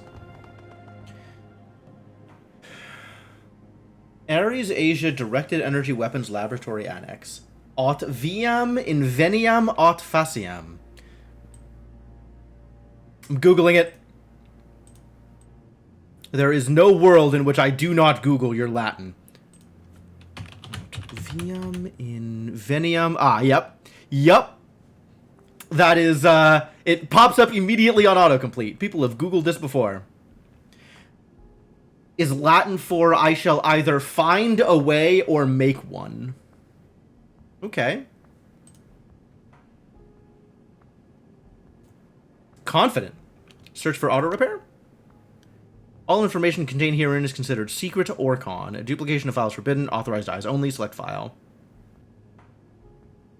I see. Desert Wars field testing. Congratulations, everyone. Ares Europe has given us the go-ahead on entering the Griffin drone prototypes into this season of Desert Wars. Between the auto-repair circuitry, the MP laser prototypes, and the self-organizing threat assessment programs, I think we've got a great chance of being one of the standout stars this season. Obviously, we have a lot of work to do between now and the kickoff event, so I'm expending plenty of crunch time. I cannot words today. Everything feels like it's coming out garbled. I know each and every one of you wants this as much as I do. It's hard for me to express how proud I am of this team and all the hard work you've put in over the past year. If we can pull this off, we're positioned to be one of the biggest teams in security drone hardware in the past 10 years. If we buckle down and put in the hours required, I know we can do it. Glenlivet, my office, come get some. Nice. He'd never have written this guy. Ractor grunts softly. When he speaks, he sounds almost sad. Taylor, how far you've fallen. When we worked together, he'd never have written this kind of limp corporate missive. We all cared enough about our work that he never had to motivate the team like this. He's become a management tool of Ares Macrotech. I doubt there's much left of the passionate young researcher I knew. Think he's lost his edge? Not as such. I believe he's still quite capable as a researcher. But when you spend all your time managing a budget or organizing your team, what time is left to do the actual work? The reason you got into the field in the first place? No, thank you. That is a disgusting world. Self-organization subroutine bugs. Hey Ian, I've been encountering a worrying bug in the latest multi-drone mesh network tests. After checking on it, I'm pretty sure it originates in the self-organization subroutines. When the Griffin drones go into self-diagnostic mode and start sharing their telemetry data after field activity, they stop responding to external commands. Even kicking the debugger over to admin mode won't stop them. Looks like they're not responding to outside commands because they're identifying activity orders as non-critical in comparison to their attempts to share and learn from each other's telemetry. It's downright spooky. They tried to push me out of the room during one of the tests because one started firing the on-share cleanup basecamp function, and the rest picked up on it. They identified me as an object to remove from their secure space. And the worst part is that the trigger condition was me trying to shut down the mesh network. Ah, they are indeed learning computers. I don't know, Ian. I don't like the idea of drones making value judgments about administrator orders. I'd like to strip out the self-organization code for future tests until I can debug it. I understand that we're trying to play catch-up with Renraku on the pseudo-intelligence front, but the fallout of this bug spreads could be pretty catastrophic. No lies.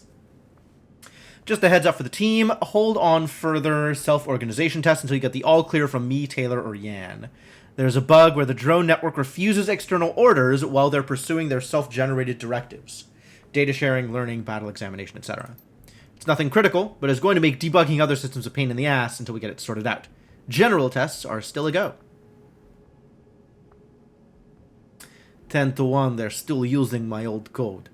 Sounds like the same kind of bug I encountered during my early tests in Moscow. Ractor runs a hand through his hair, squinting at the computer screen from over your shoulder. The problem is that they're trying to give orders to the drones while the drones have prioritized their own desires over those of the end user. They'll never respond so long as they're in group reflection mode.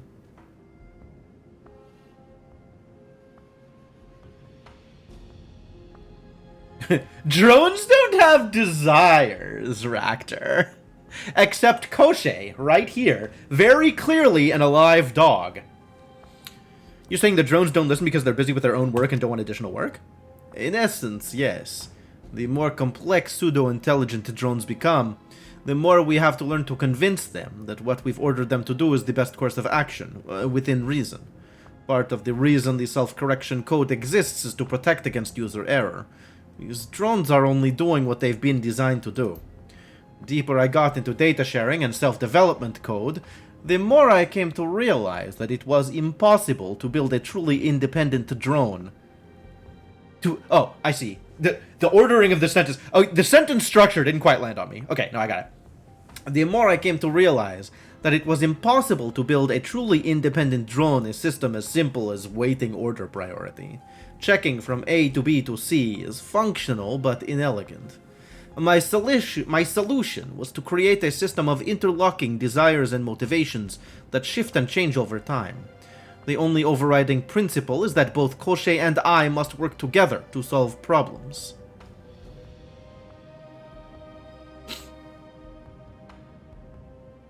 Okay. Was impossible to build a truly independent drone, a system as simple as waiting order priority. Okay. That is in fact tremendously creepy, Ractor. Ractor looks a bit crestfallen, and he shakes his head.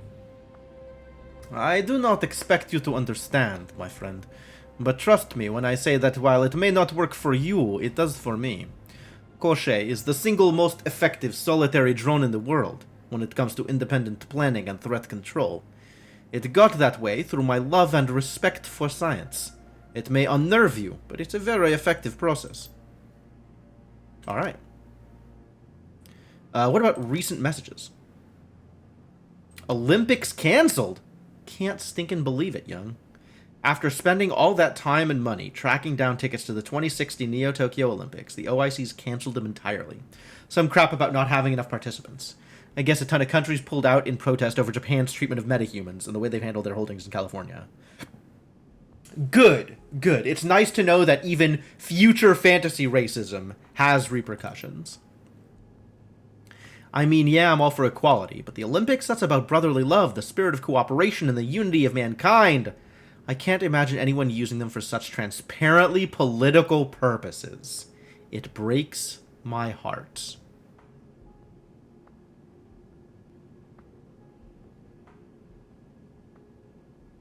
I don't like Dr. Ishiguro. Zia, can you put those reports on my desk? Aha! Duh, we know Taylor's code.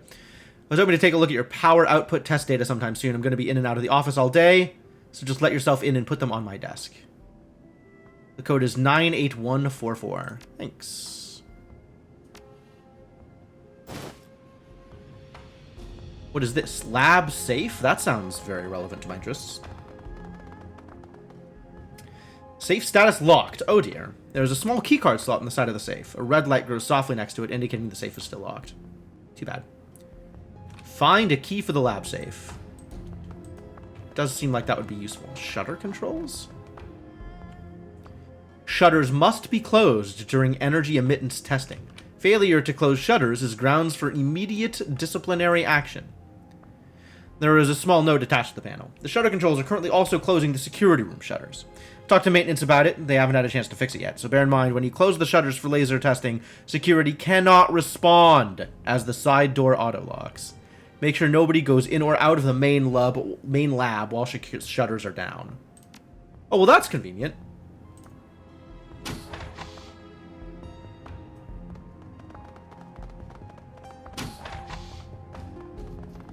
Security systems servers. Undoubtedly, the building-wide systems back up this data, but anything occurring here will be fed to the larger Ares Asia servers. Okay. I will do that momentarily. Matrix jack points.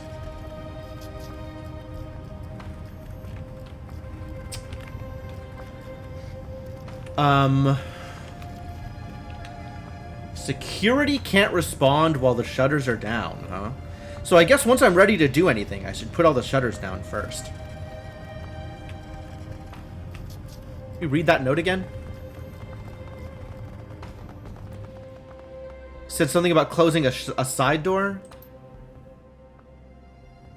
When you close the shutters for laser testing, security cannot respond as the side door auto locks. The security room shutters. Security room. Make sure nobody goes in or out of the main lab while the shutters are down. Okay. So let's do whatever it is we're going to do in the security room, which is this room. Presumably. Before we do that thing. Do I want to go into the Matrix again? Matrix is fun. Isabel, do the thing.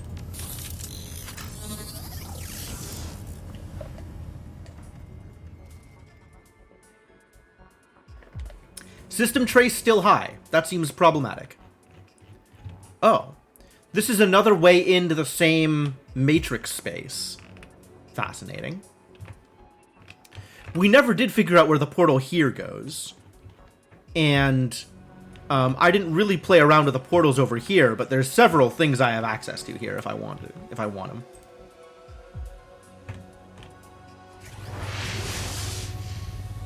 Gas valve 1, gas valve 2, gas valve 3.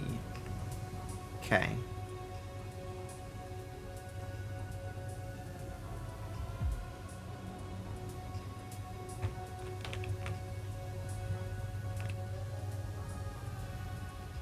If I want to play with gas valves, which, unclear.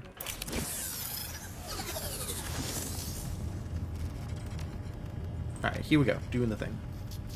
A few moments later, the chip flashes a green light, indicating that camera records for floor 27 will now show footage of Golden Fong meeting with Dr. Taylor and Hardingham. Excellent.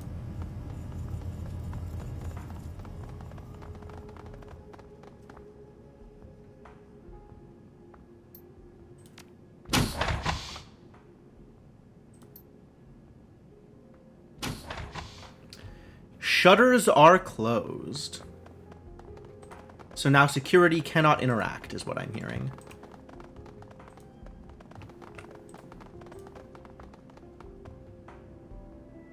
What was the code? 98144, I think? 98144.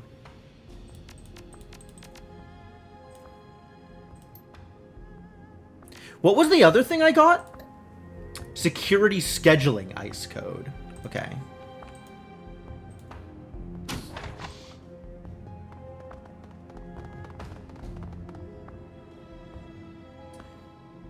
Alright, let's look at his emails.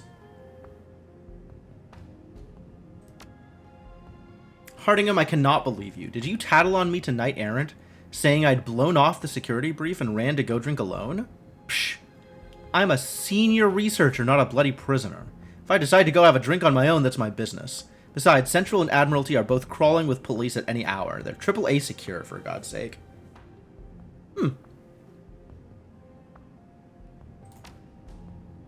Taylor really likes his alcohol, doesn't he? Listen, H, I really do hear what you're saying about security, and I promise I'm not taking it lightly. I was thinking we could hit up the pawn after the meeting tomorrow.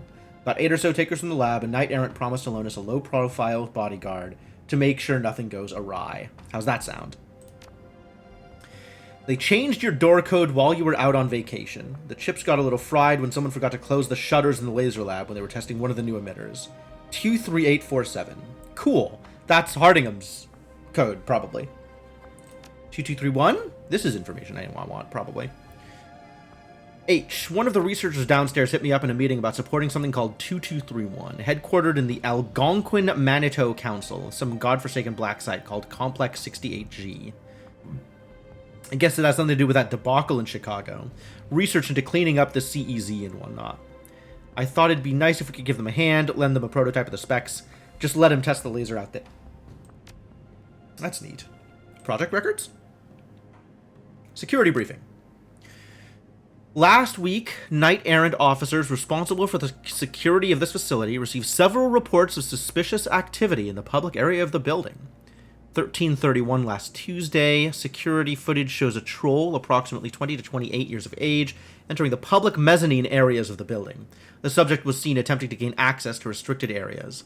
The subject exited the facility before Knight Errant could intercept and question him. Reports from area's citizenry indicates the subject was asking about research labs working on directed energy weapons. Several hours later, the subject was seen re-entering the building from a side entrance wearing a custodial uniform. Uh-oh, this is a legit security breach.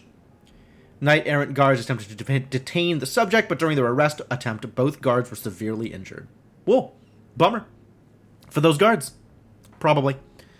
Any employee or resident should contact security immediately if they see this troll. Yeah, I'll definitely not do that. Do not attempt to detain him or interact with him in any way. The subject is considered highly dangerous. Fair enough. There was a note attached from Knight-errant security. Dr. Taylor, it's come to our attention that you have not been treating this threat with the seriousness we believe it deserves. Please remember that the safety of your person and your research is not solely your concern. A strike against you is a strike against all of Ares Macrotech. When engaging in off-site entertainment from now on, we would request that you travel with a group. Thank you. Okay. Emitter aperture refinement. I had to change the emitter and focusing array in our latest MP4 Redline prototype. Prior to this, we were using the same emitter array as the MP Laser 3, since a proven design. Unfortunately, that array is too large to continue using at this point, and there's legacy software that we need to update. The largest problem is that the outer lens is 3mm too large for our new housing. In light of that, I've commissioned 20 new focusing arrays. They're being manufactured in Detroit, but should arrive next week at the latest. The fabrication technique is the same type that we acquired from Zeiss last year. Should give us superior beam coherence even in high dust and fog situations. Lasers, huh? They're doing some weapons tech research here. Prior emitter research. I've been going back to the files from Ares Arms research on the original MP laser. What does MP stand for here? A lot of the work was done by one Dr. Elliot Mills Fargo. Unfortunately, Mills Fargo is dead. From what I can gather, his son killed him during a drunken argument. What's curious is that most of the research files have been heavily redacted. It's all very curious. Almost as if Ares Arms doesn't want anyone to know anything about the initial research. It's very curious, given that we're all supposed to be working toward the same thing, aren't we? Aren't we? Can you imagine a corp keeping secrets from its own employees? This is a slippery slope, ladies and gentlemen. What's next? Keeping secrets from the world in general? Being manipulated by dragons? Everything is a draconic plot. It's all dragons. It's dragons all the way down. From what I can gather, Mills Fargo had a radically different design philosophy than Hardingham and I. Most of Mills Fargo's notes indicate he was primarily interested in purely vector soliton fiber lasers, rather than our own dye-doped matrix technology. From what I understand, that's also the basis for Winter Systems' own attempts at a man-portable laser solution. Can't find any evidence of how they would have developed that technology without access to Mills Fargo's work, though. Curious! You keep using that word. Plant the data. Data uploaded. We're done here. Also, I have a door code. Oh, it's a good thing nobody's on this floor. It would be a real shame if somebody wandered in while we were investigating all of this stuff. What is the door code again? 23847. 23847.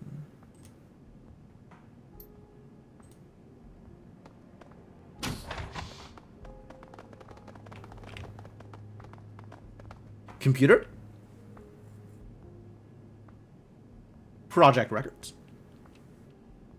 Power output. Security is everyone's business. Ha ha ha. Preliminary reports aren't good. We can miniaturize the aperture and emission array from the MP Laser 3, and it's definitely possible to get down to a handheld size, but that's never been a problem. Energy density is the core concern. Our batteries just aren't up to snuff if we shrink them down to pistol size. Without the MP Laser 3's battery pack, we'll be lucky if we ever find a way to break 6 or 7 shots. It's a terrible problem, one the boys over in material science have been dragging their feet on. I've been checking into using some of the new dual-phase batteries, but the cost seems prohibitive. I've made a note to Director Hui asking if we could get some help from Ares Arms Europe. The Firelance research teams made a great deal of headway using staged graphene capacitors. Maybe there's something we could learn from them. Security briefing? Tell me about security. Last week... Oh, this is the same security briefing as the other one. Highly dangerous. Yep. Dr. Hardingham, it is our belief that the troll we recorded is interested in the research you and Dr. Taylor are undertaking. Ah, slightly different note here. Please be careful. Drone integration. Things proceed apace. I like that phrase.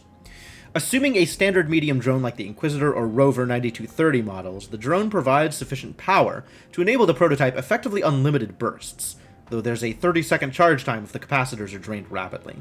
The small size of the emitter lens also means that the prototype can be mounted modularly or internally as the platform dictates. For smaller drone sizes, the output is more restricted but still valuable. Charge times increase to between 2 and 5 minutes, assuming standard battery power. This does unfortunately reduce the drone's loiter time. Each shot reduces the loiter time by approximately 2.5 minutes. More than enough for a sustained engagement, but something we'll want to keep an eye on. Believe we can increase efficiency in these cases by including a supercooling medium, liquid nitrogen or the like, to reduce the heat pump's draw from the power systems. Maybe something like we worked out for the Sentinel P series berths. Alright, what about emails? Tell me about emails. You Killjoy. Taylor, I don't think you're taking this security breach seriously enough. A bloody troll tried to waltz into the building not just once but twice, beat up some of the bully boys downstairs, and he's definitely after our work. And you want to waltz off to the pub like nothing's happened? At least go in a group, man. System security. Reported a sus pop-up to IT. They told me no, it was anti-phishing software and I should install it. Day after, I was signed up for a cybersec course, and IT fixed it so they can install the software without user approval.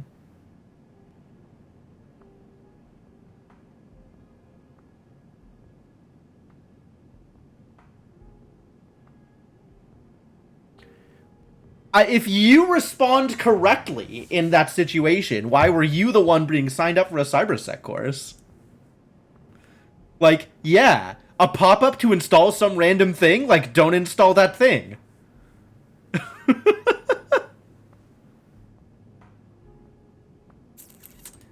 Cheating bastard. Excuse me? Listen, I don't know how you managed to beat me in that last game, but I know you're cheating. All the data checks out, but I can't believe your aim's suddenly gotten so much better than mine. When I find out what hack you cooked up, you're going to owe me 50 nuyen. Either that or your characters are all going to be wearing bright green lime costumes from now on. Vent 3 blocker ice code. Oh. Dr. Taylor, we appreciate your concern about the threat neutralization system leaking from your office air vent. Your safety and the safety of the lab are topmost priorities. Until we can get maintenance to inspect the valve, you can access the security control for Vent 3 via the Matrix. The blocker ice code is Cortex Freeze. Should any leaks for other further leaks occur, please contact us. Neat. Pub time! Okay, Taylor, if you've gotten 8 people and a bodyguard together for a pint or two after we have our meeting, I'm game. Sorry about being so testy earlier, I just don't relish the idea of being beaten to a bloody pulp by some trog. I don't like you, Hardingham, with an interest in my research. Alright, so we might still need to go into the Matrix and deal with a thing. But we still have 2 more things to do here.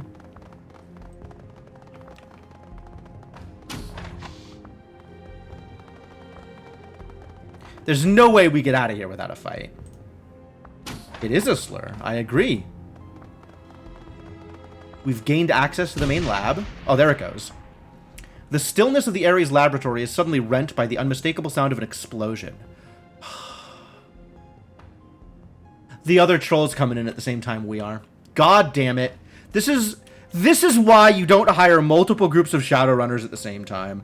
What the hell is wrong with you? I guess it's multiple people trying to get at the same data, but, like, they're not coordinating at trying to get... So, like, whoever's bankrolling me is trying to get it at the same time as somebody else. And, of course, they're not coordinating. They want to get to it first. So I guess they're just hiring their own teams. Blech. The unmistakable sound of an explosion. The floor trembles beneath your feet and dust falls from the ceiling tiles. I kind of figured that this was going to be dangerous to go visit because it was so far out of the way, which is why I wanted to get everything else done first. It's a good thing we closed those shutter doors. As the echoes of the blast recede around you, the distinctive smell of atomized concrete and scorched carpeting wafts in through the vents. Ractor busily taps out some commands on his arm bracer. Koche whirs and flexes its legs beside him. His legs! Kosh's a he. Stop. I'm seeing a lot of radio traffic. Whatever that blast was, Ares wasn't expecting it. Think we're about to run face first into another runner team, the liver. Shit. Isabel shakes her head, balling up her fists. If it's not one thing, it's another. We never catch a damn break. That's what happens when you're the protagonist. It's not as bad as all that. If they're setting off bombs, the knight-errant forces in the building will be more concerned with them than they are with us. Stay behind me, and I'll protect you. With an explosion like that, our window just got a lot shorter. I expect the window may now be closed, and we'll have to break a hole in the proverbial wall in order to get out. We should get to it. Oh, wow! The combatants in the next room are quite obviously Shadowrunners. Their gear is mismatched, they wear no uniforms, and the mixture of technical gear and heavy armor indicates they're prepared for anything. Well, I want this thing.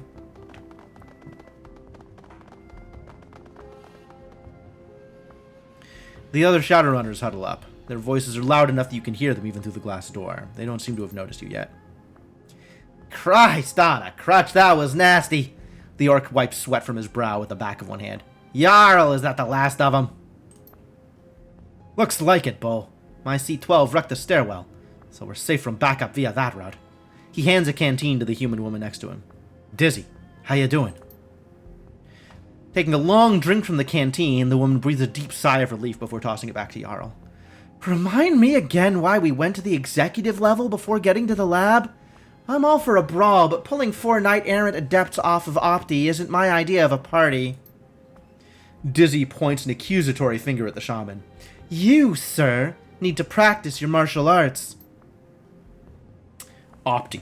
Oh, off of Opti. Ah, I see. We had to go up there, Dizzy. Without the keycards to get into the lab, we're as good as dead. Bull could have hacked the door, but his deck got slagged after you threw that rigger into him and broke his concentration. I don't see any reason to interrupt them, or let them know that we're here. Okay. We'll have plenty of blame to place later. Right now, we have to get the hell out of here, nab that prototype, and clear it out before they get more soldiers down to this level. Bull tilts his neck to one side and then the other. Each time a rippling pop runs down his spine. We got a job to do, people. Let's get cracking. The runner named Jarl seems to have noticed you, finally. He gestures in your direction. Hey, Bull. Looks like we've got some company in the lab. Turning around, the orc Decker regards you quizzically. Son of a bitch! I guess you guys got here first. Tell ya what, we'll come in there, we can talk this over.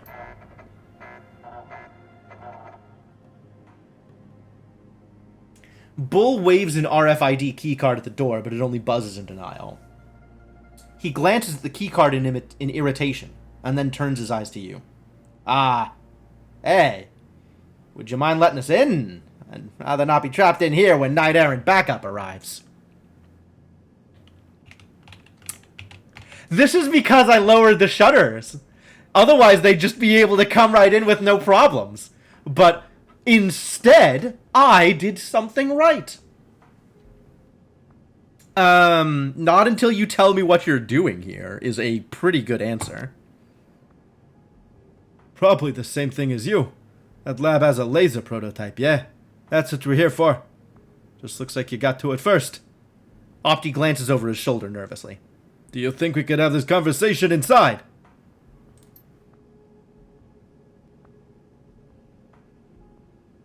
Gaichu sniffs the air tentatively. Between the blast and dust, I can't smell or hear anyone else. But that doesn't mean that you don't have guards right behind you. How close on your heels were the knight-errant troops? Given the shitstorm we set off by going to the executive penthouses first, we probably have a few minutes.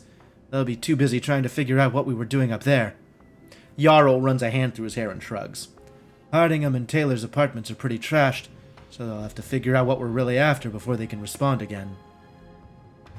And why were you up in the executive penthouses?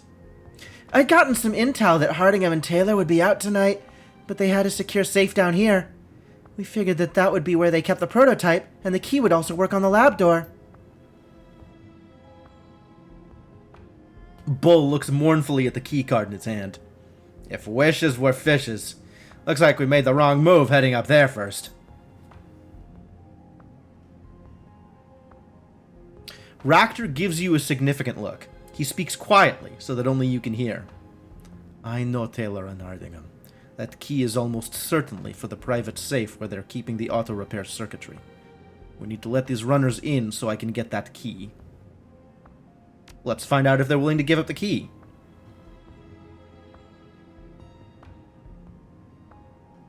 Yeah? You made a decision yet?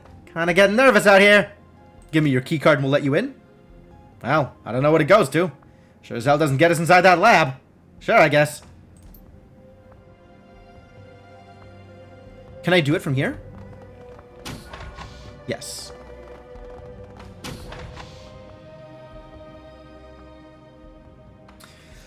Jarl nods in appreciation once the other team is safely inside the lab.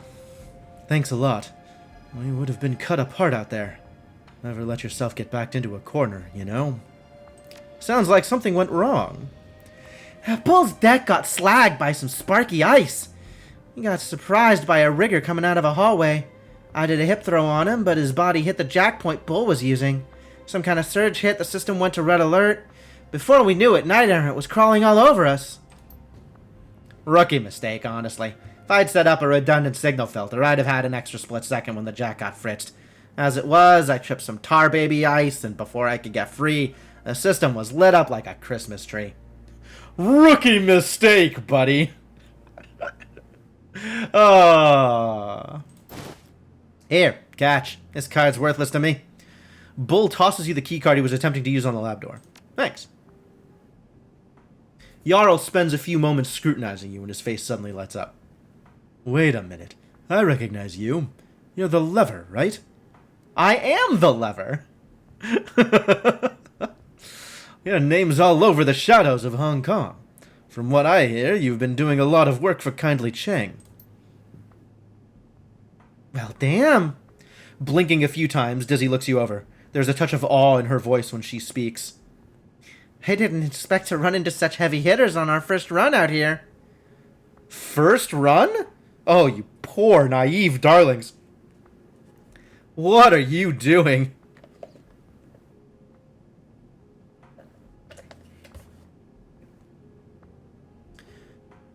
I guess we could have just left them outside. That would have been pretty mean, though. I'm not here to be mean. I am here to solve problems through the cunning application of words. Hopefully. Alright, so what are we doing here? How am I responding to her? Effectively being starstruck when she looks at me? That's something. That's something. How'd you get tangled up in this? I think that's more important than who are you. We flew in from Seattle for this job. We were planning a few more before we head home, but this isn't exactly the best start to our little vacation. Ah, I see.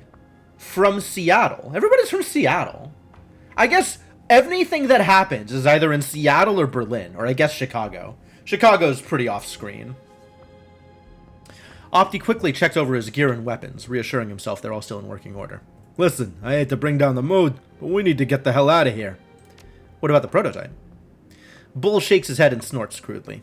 We can argue about this here, or we can try and get out of here before we get killed. Makes you feel better? You hang on to it till we get out of harm's way. Gaichu nods his acceptance. That is an acceptable outcome. For the moment, anyway. Listen, what's your way out? We were going to rappel over to the Federated Boeing building next door, but with all the racket, well, I think we'd probably get shot off our line.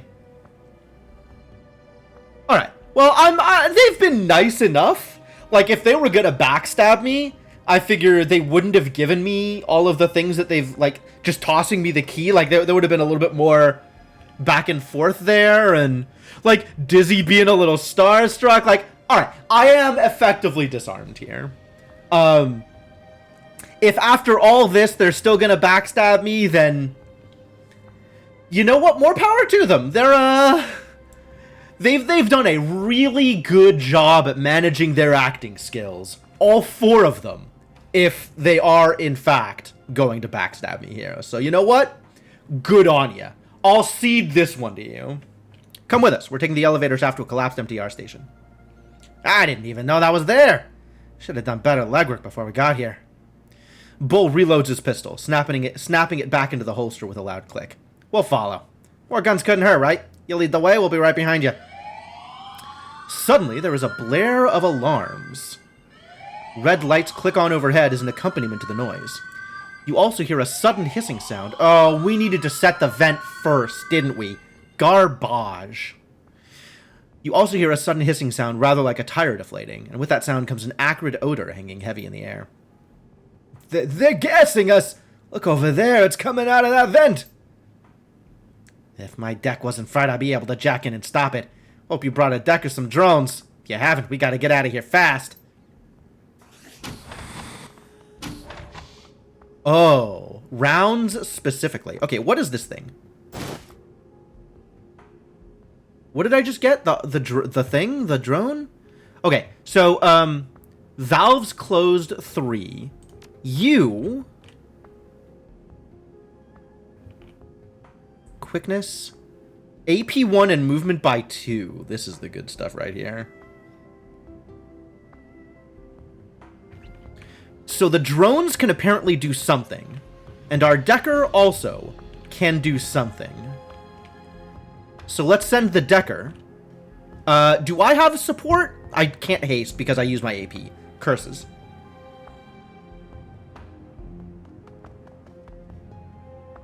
You are going into control mode. And boosting AP here.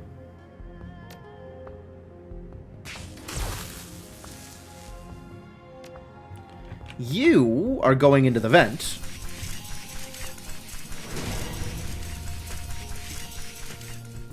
And shutting off the gas. Ah! Now we have a bigger buffer. That's nice. Extra rounds.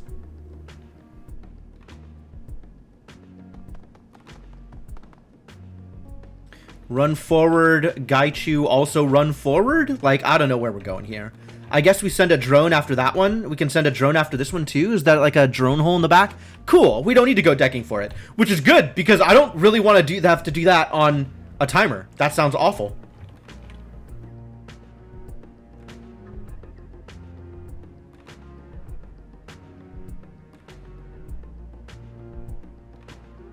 I have 2 of these now? Fascinating.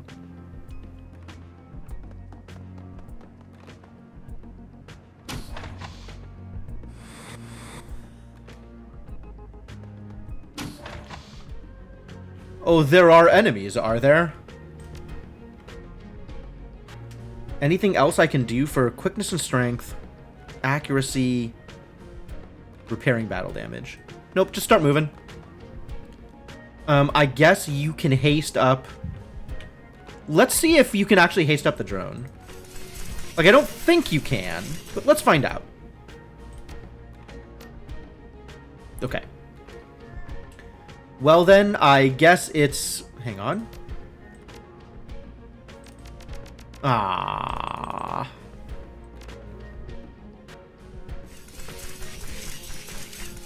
Head to the next one, I guess.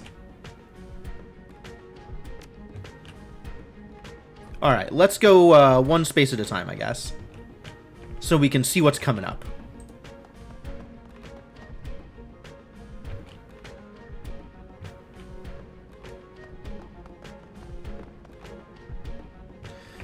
What about these idiots? They're not going to do anything? I guess they're not going to do anything until we get into actual combat.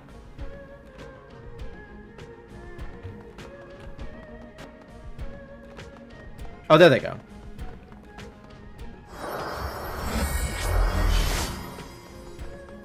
Stride. Dope. Can you stride me? I would love to be stridden.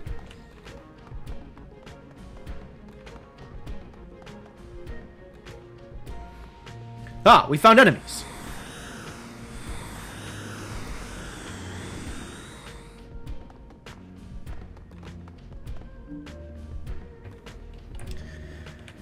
And they got gas masks. What jerks?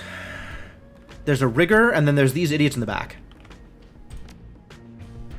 Well, then. Can I hit him? Huh. My odds of hitting back there, not very high.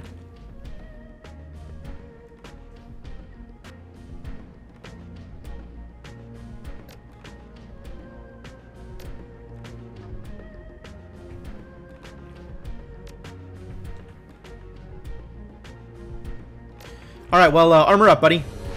Go get him.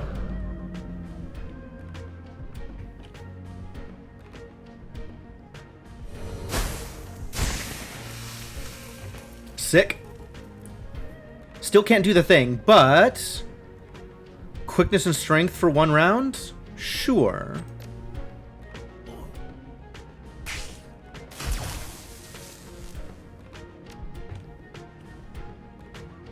That doesn't actually help me, does it?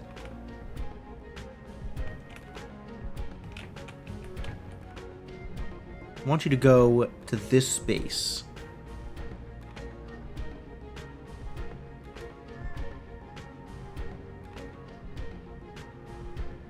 There we go.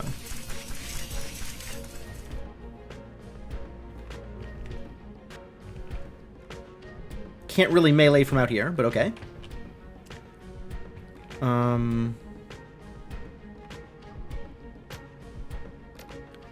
Yeah, okay. Target head. Woo! Big damage! You love to see it. Let's make sure I hit here. And just shoot her in the face. Yep, got rid of the drone. That's what I like to see. That's what I'm here for.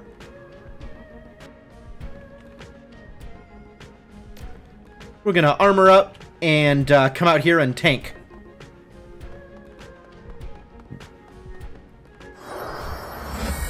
Killing hands.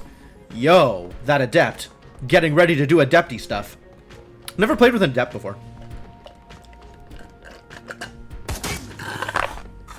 Blocked! Love it. Love it. You love to see it.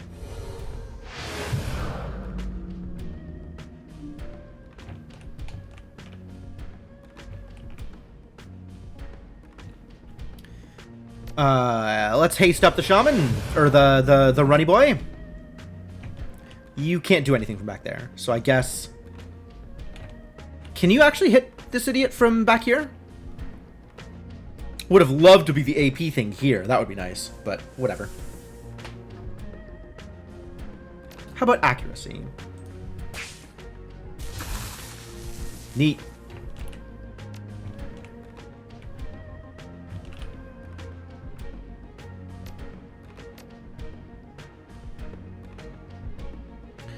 Does 1 AT damage, but reduces HP damage by 4. Oh, I see. I don't know who to focus on here. Probably the one out in front. That's easy to hit. Yo! So good! Extremely good!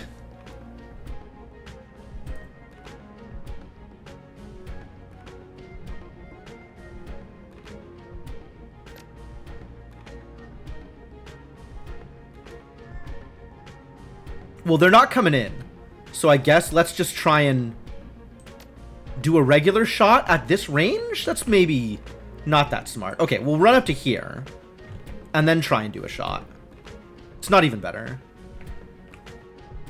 Maybe just have him run up and do the thing. Get in there and cause problems. Dodge is reduced by 1. You take 2 additional damage. That's not what I want. Dodge is increased by 1. And you'll take 2 less damage. Yeah, okay. I like that. I'll stance shift here.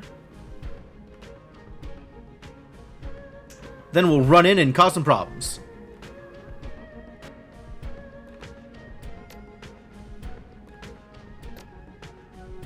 Ignores all armor. It's pretty good. Maximum range 8. A little harder. This is move and attack. Okay. For 1 AP. Well, I'm glad it gives me move and attack for 1 AP. So I'll take that.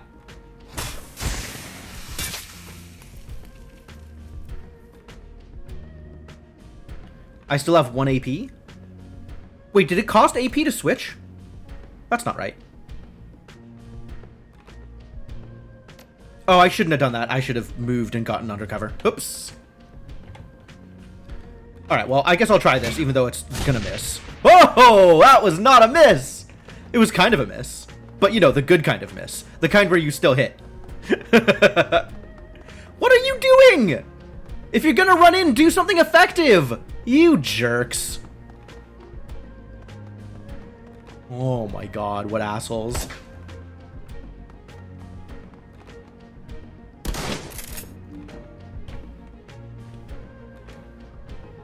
This door is open? What is this door?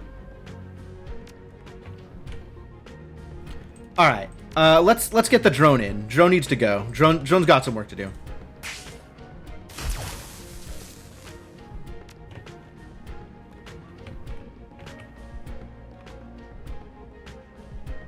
I guess we can take advantage of all of this movement in order to come up here in melee. Kneecap, saw blade arm. Oh yeah, we got a saw blade arm. Let's get that big crits.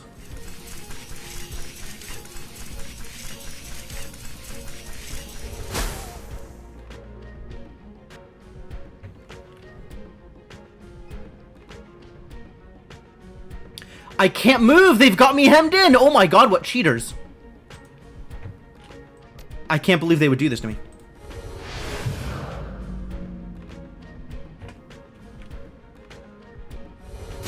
Well, that's gonna miss, but whatever. Or it won't. That's also cool. I like it when things don't miss. Can you kill this idiot? That's 2. Yeah, okay, that's 1. Let's kill this idiot first, then.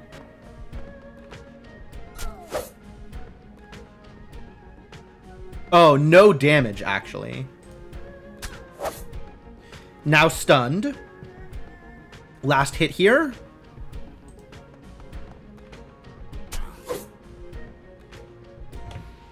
Do you have a stun? I feel like I should have gotten her a stun.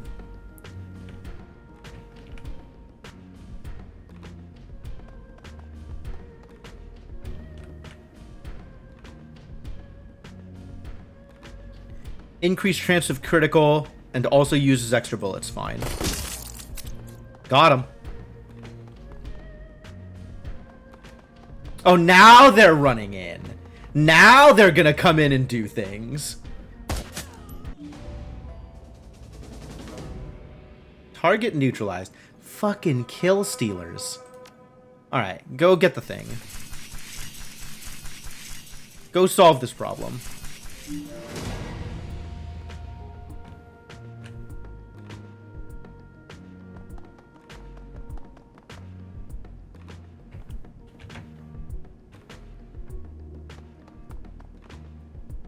This door is now open, and it wasn't previously. So maybe guys should go check this out. Security control panel. Ah, that might be a good thing for our girl Isabel to go hang out and deal with.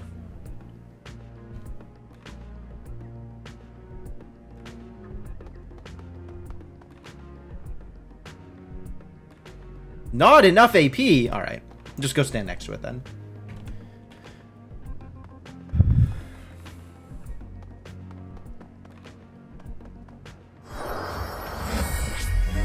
More strides? Can you give those strides to the dude with the key, please?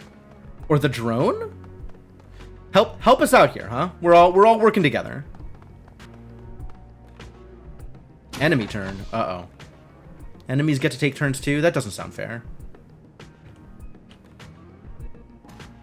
Enemies taking a lot of turns. Enemies, why?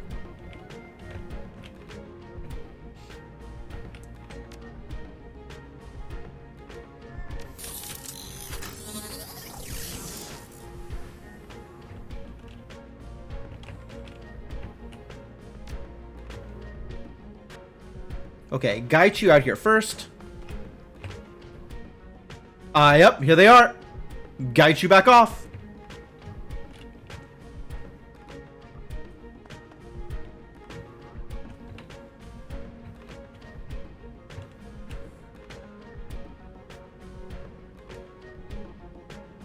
Lever's running for the safe. Maybe stay out of line of sight. Out of line of sight's good. Crochet needs to go hit the other vent, which means Crochet needs to get close eventually.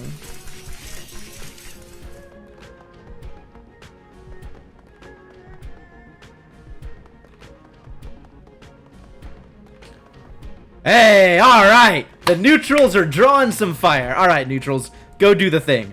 I believe in you. Thank you for finally accomplishing something this battle.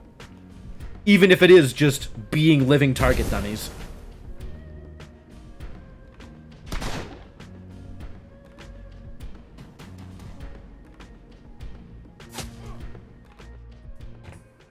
Alright, let's find out what we're doing up here.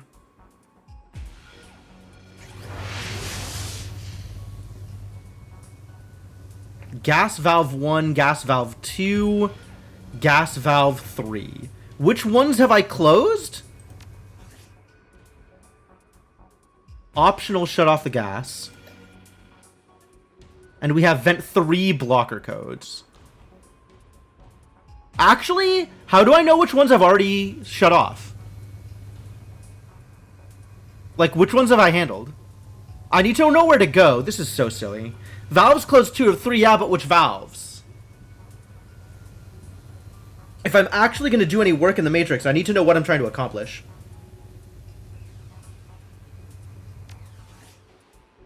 This is extremely silly.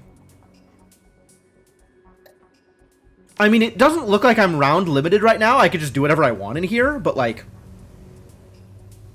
Come on.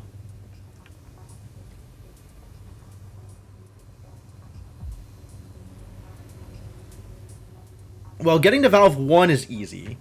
So I guess we'll start with that. Once I figure out where I can stand. Oh, this one goes all the way out to here. That's nice.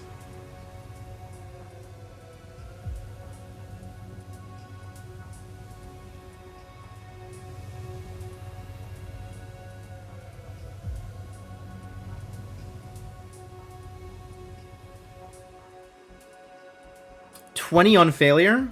I can afford 20. I cannot afford 50. Blocker ice rating 9. The most blocker ice. Do I even need to do anything with this? Like, I wish I knew. That would be very nice.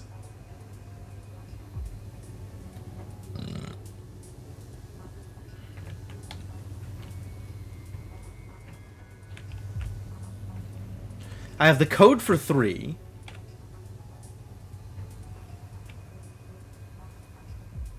Can I just, like... I really wish it told me. Maybe it says something here about which ones... No, these are just mission items. Too bad. Maybe I can look at the VOD? You killed the Red Death in Vamp Survivors? Whoa, good job. That's a hard one. Maybe I can like... scrub backwards in the VOD and see what I've done. It should tell me, right?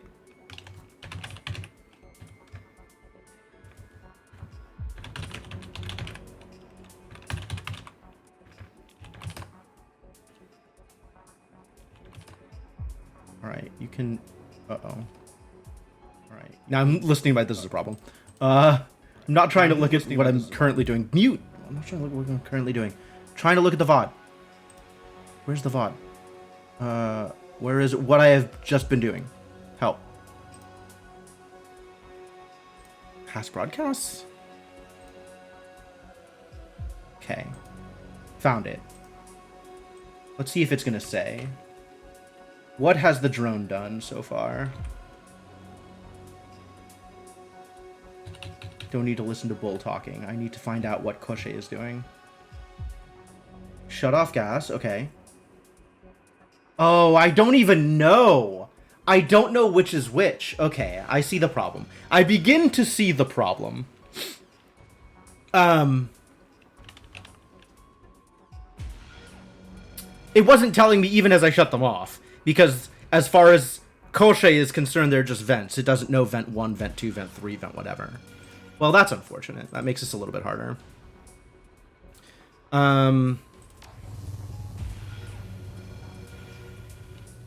it's likely that vent 3 is the one that matters. But I need to be able to see what's going on out here.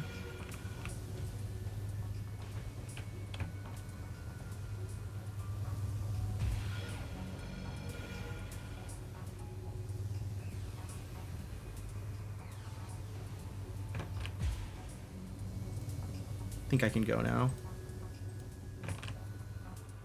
Whoa, maybe? Holy crap, how did I dodge that? That was some luck. Oh boy. Okay, what the heck? Why does it say 9 here and it says 1 here? What is that crap? Alright, I'm gonna put in a password anyway. What is the password for this? C0RT 3X FRZ. C0RT 3X FRZ. Excuse me? C0RT 3X FRZ. Right? C0RT 3X FRZ. C0RT 3X FRZ. Yes. Try it.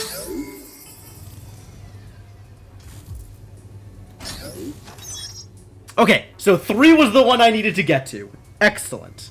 And now I can jack the hell out, satisfied that I have accomplished a goal correctly.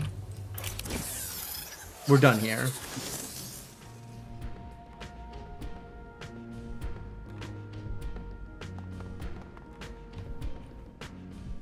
I don't think I'll be able to fight. I don't think there's anybody in here that I'm going to be fighting.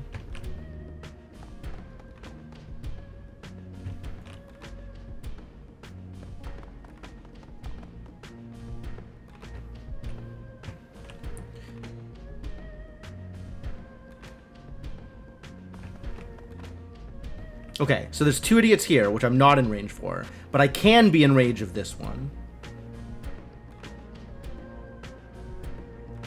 Metal stance, which we are still in, and I still have the armor boost.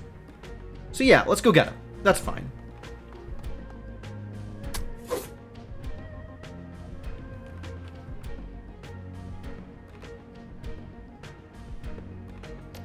What is your strength? Wow, Koshe. Incredible. But at the moment, not sufficient. But shooting helps. Yeah, we'll just shoot. Nice.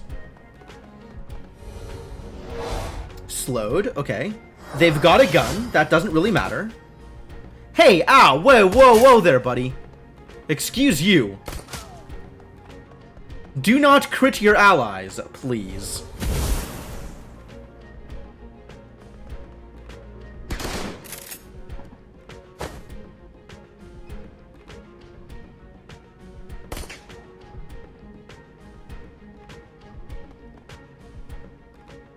Swiping the keycard across the slot, the slave lets out a beep and the light flashes green. As the door swings open, the contents are revealed. A stack of chips and a plexiglass cube containing a tangle of drone parts. With a deft grab, you scoop up the goods.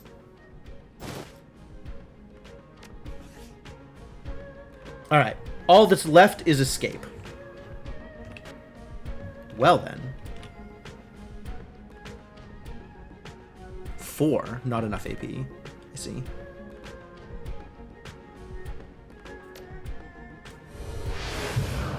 I'm gonna armor up before I get out there. Have some accuracy, buddy.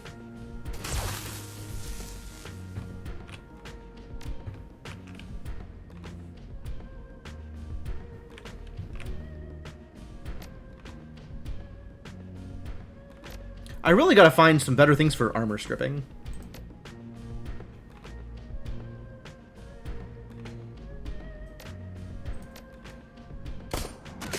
Nice.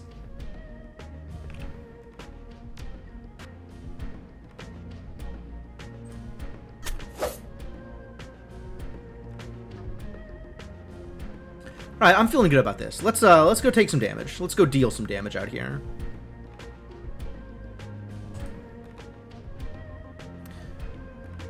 Oh, I can't even get to him.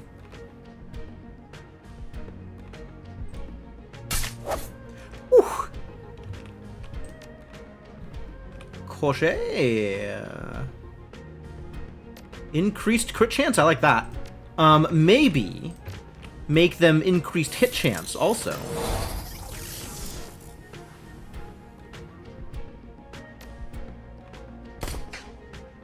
That was always gonna happen. Aww. Not quite increased death chance, though.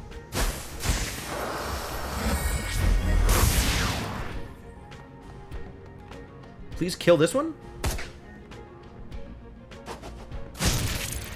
Wow! Why are they all so bad at this friendly fire business?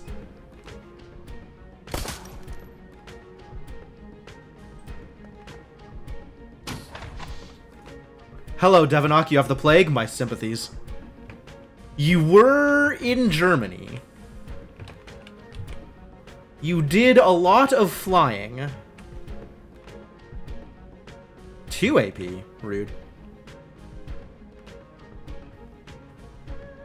Alright, we have to not give the neutrals a turn, because they're still going to be engaging in friendly fire.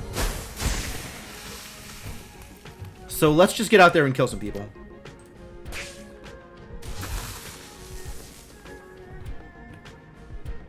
Slept basically all of today? Yeah, that sucks. My sympathies. Not the best of experiences. Wait a minute. Where's the drone? Drone's out here. Can melee. This is going to be a pretty good melee, too. Let's crit. Yup. Good saw blade. Wreck him. Cut him up. If it's 2 to get there, then let's just shoot twice. Excuse me.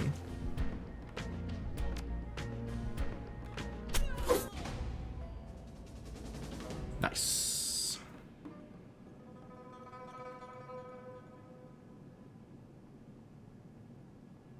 Awake now to have a peanut bar, a soda, and a good cry. Understandable. That sounds about right. Well, I'm betting the trip was worth it anyway, and I'm wishing you a quick recovery. Alright. Time for people to tell me why all of this was a bad idea. Or maybe celebrate my deserved victory? That seems to be the last of the security forces. I can't hear anyone else on this floor. Gaichu raises his nose and turns his head back and forth like a snake tasting the air. We should hurry. It won't be long before backup arrives. Isabel casually clears the chamber on her rifle and inserts a new magazine. What's the matter? You chip a tooth on one of them back there? For a monster, you seem awfully squeamish about this kind of thing. Gaichu regards Isabel coolly. It is not squeamishness, it is caution. This is an Ares facility. A knight-errant is one of the most competent security forces in the world. Only a fool would wish to face them on their own terms. Even monsters like staying alive. Alright, well, if we've done it, we've done it. So, I think we have, at this point, done it. So let's get the heck out of here.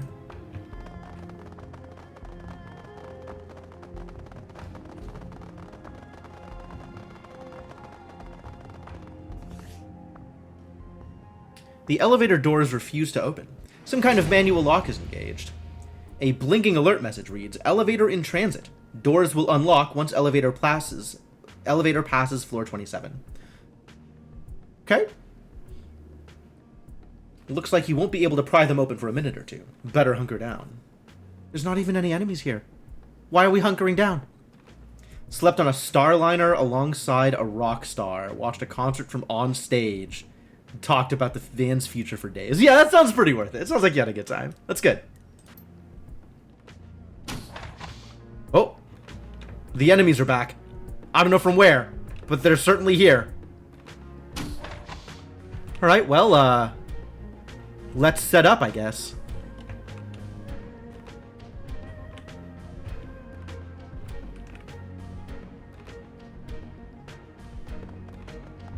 Oh, I should be on the ley line, shouldn't I?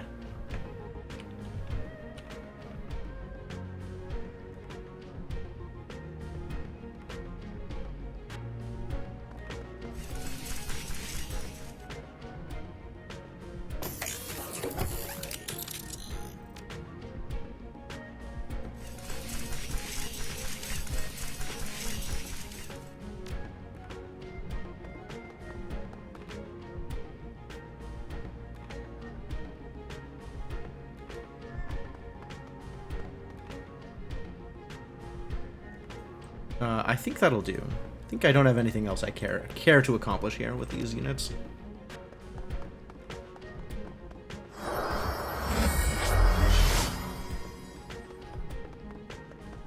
Yeah, get on out there. Cause problems for him. Thanks, runners.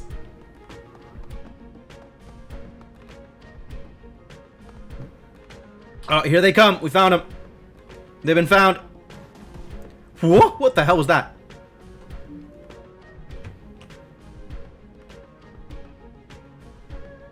Oh, I gotta move forward in order to open it? I don't like that. Alright, let's make Cauchet get him with the business.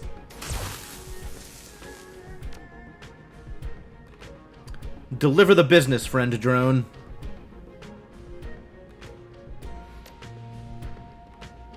Let's have Isabel toss some grenades first, yeah? I got an achievement for that one. What was my achievement? Hit 4 or more enemies with an area of effect attack. Okay, yeah, I guess I did that. One more. Good shot. Probably. With the jellyfish. I don't think I have jellyfishes. But I do have a saw blades. And that's fun.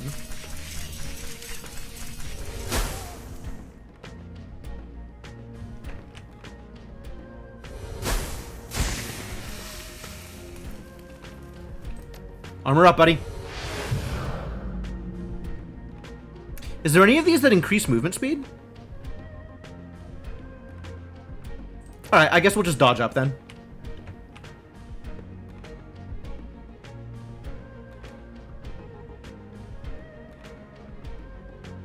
Maybe I'll actually get the kill here? That'd be nice.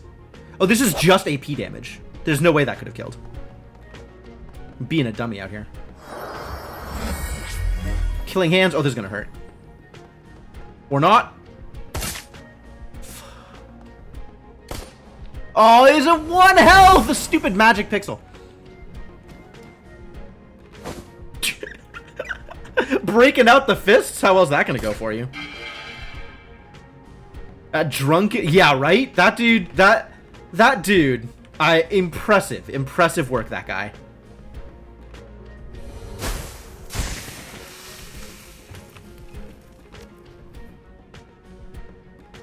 Dodge is reduced, yeah, but they dead is the important part of this. Excuse me. A little more they dead, please. Thank you.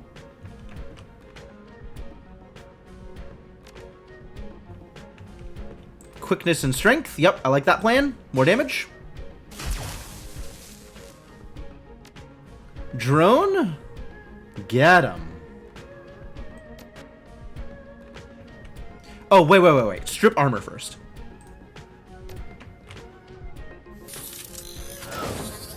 Try again. Oh, you can't try again. Rude. Alright, I guess you're just shooting then. That's a little bit of damage. I'll take a little bit of damage in this situation. Wow. Nothing, huh?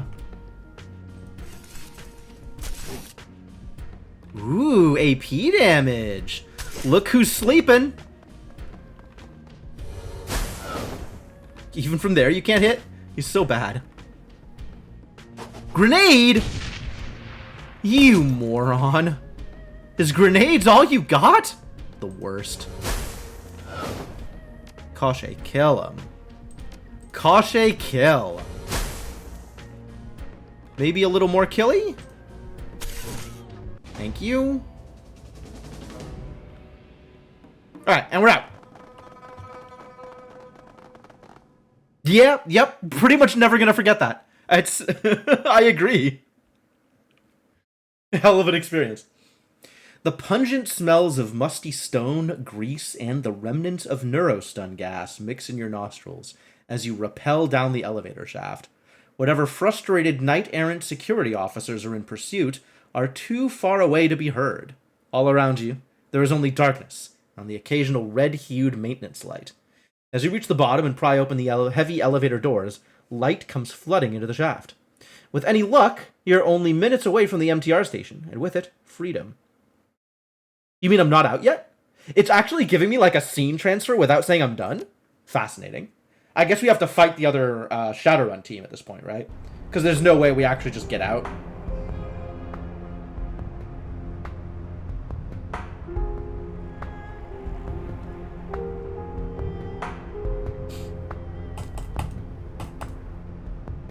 Alright, well, before I engage in further social machinations, I think it is break time. We've been going for almost 3 hours now, and I am out of water, and I would like to get some more water and stretch my legs and go to the bathroom, so I'm going to do that. Thanks for hanging out. Thanks for being here. I very much appreciate it. And if you want something to do while I'm gone, feel free to check out my Twitter or Discord, and if you're enjoying the show, would definitely appreciate a follow. In the meantime, I'll leave you folks with some music, and I'll be back in a bit.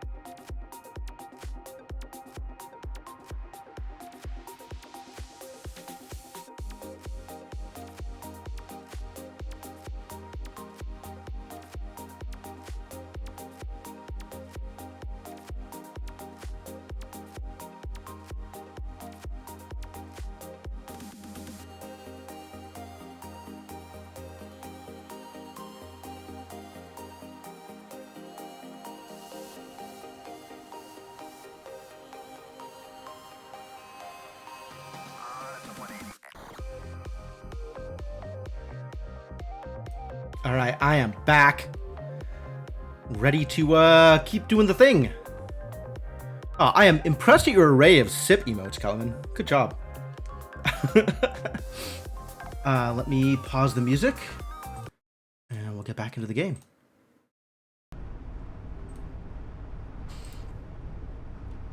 So.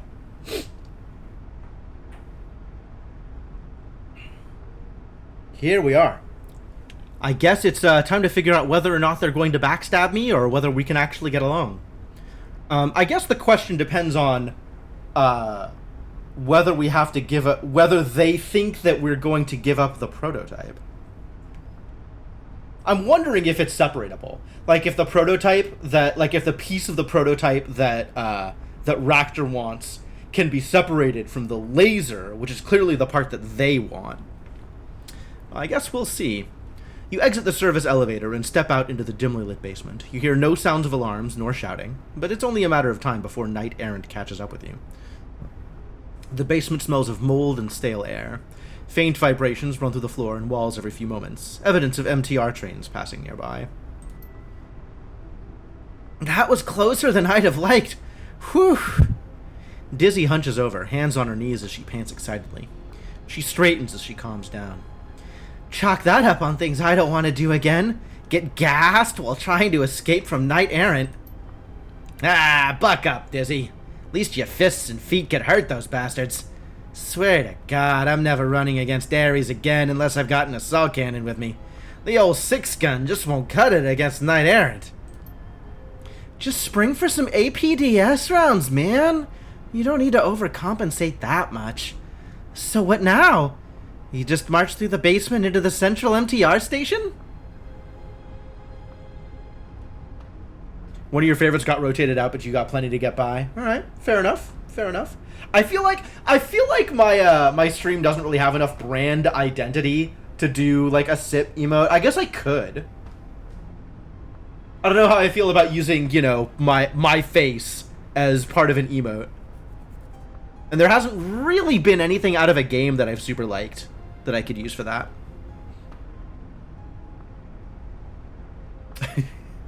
Nice, Cryptomancer. There's probably room to do something. God, at this point I should probably just look up another artist rather than continuing trying to work with the one that made my previous emotes. They've been out of touch for a while. Alright, so what are we doing here? Let's take it slow, one step at a time. We should move fast. These two are basically the same thing. We don't have much time before they figure out where we are. Before we head off into the unknown, what are we gonna do about the prototype? You need it for your job, I need it for mine. You aren't the only one who needs it. We have a job to finish just like you do. It's unfortunate that we can't both get what we want, but that's how life is some days. You suck it up and move on. I need a card-related emote. How would you do a card sip emote? I guess they could be two separate emotes. I don't even know what my card emote would be. Like GG or something, or what? Also, like, I need to have emotes that work for something, right? It can't just be a thing that's cool. It has to be something that people would actually use in conversation. Otherwise, what's the point? Deck being shuffled? Maybe.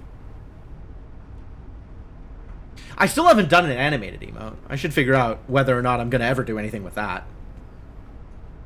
Alright, what are you doing, Opti? We told you that we're taking it? Come on. You're well established. You've got a network of contacts. The Runner community knows how reliable you are. I'm a little fish in a big pond here. I blow this job, I might not be able to work in Hong Kong again. Al, you don't even need the prototype. Just the damn GPS unit on it.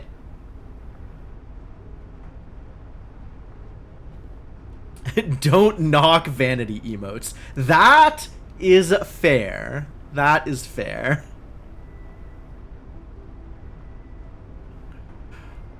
Oh yeah, I've seen that one. I've seen you've shown me that one before. That's really cool. That's really cool, honestly.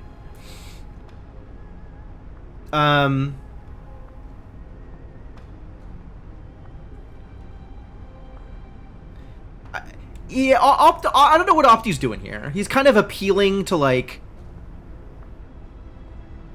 throw us a bone here, I guess. I'd like to be able to work something out.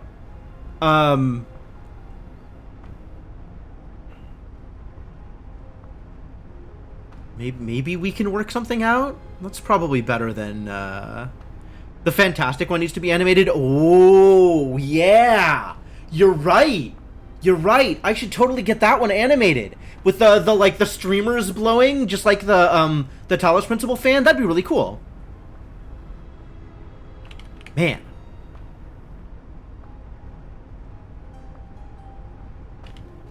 That's something to think about. I actually don't really know where to go here. This, you know, both of these are just like, buck up, buddy, you're not getting anything you want. But, like, they helped out. Well, maybe we can figure something out. Thanks, I mean it. I don't like the idea of cheating on a job, but we're on the same team here. We both have to live and work in the same environment. How about this? We take the laser, you keep the GPS, nobody's the wiser. And I'll owe you one. You call it in, I'll help you out, or get friends who can if I'm tied up. Honestly, like, this is kind of what I was hoping we'd be able to do. Alright, sure. The Jarl. He's the Jarl, just like I'm the lever. I love it. The Jarl takes the prototype from you, detaching the GPS tracker and handing it back to you. Excellent. I'll make sure nobody hears about this deal. At least, not on my end. So what now? Do you want us to leave? Or can we stick with you until we get to the MTR station? No, might as well. I like having ablative armor on my side. Sounds good to me. Lead the way. So that was the laser prototype. And our goal is escape. The job didn't require us to get the prototype, right? Like, our job was just plant all this data, and then we're also grabbing the prototype for Ractor as, like, a personal thing? We're gonna have to fight bugs here. This is the kind of place where we'd have to fight bugs. I'm not liking that much. I'm not seeing any web, though, so maybe we're gonna be alright.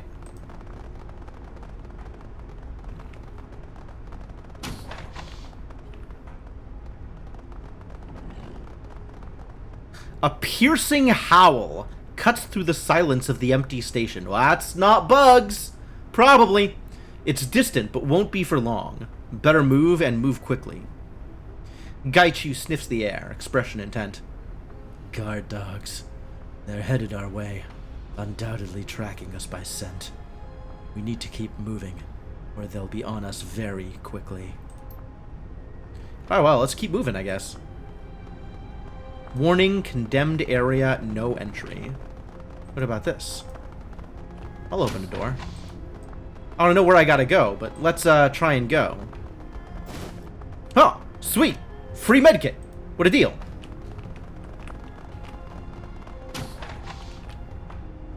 Generator controls?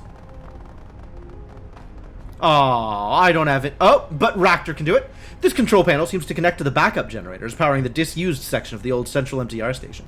The readouts indicate that the backup batteries have sufficient power to keep the lights on, but the remainder of the power is devoted to operating secondary doors.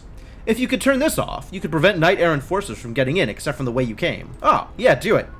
Wreck 'em. Free karma. With a whine, the generators spin down and the lights go dim. Good thing we brought Ractor, huh? Good job, buddy. Knight-errant captain. I'd as soon just avoid them. That sounds fine. Oh, no. Can't avoid them all. Well, here we go. Remind me how dragon lines work? Why is this a good idea? Spellcasting? Mage? Shaman? Combat?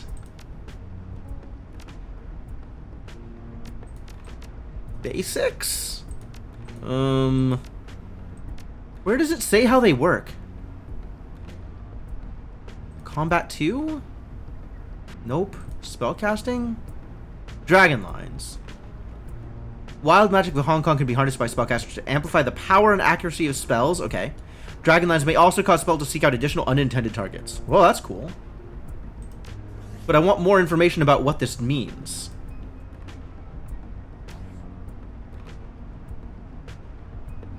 How do I find out the value of a Dragon Line?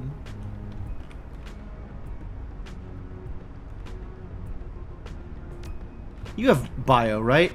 40, 45, 50. Okay. Well, let's go for the cheap one. The easy kill. Nice! Okay, I like this. Very nice. Alright, Kasha, get in there. Go, Robot, go! And by get in there, I mean shoot him. 9 HP? Alright. That'll work.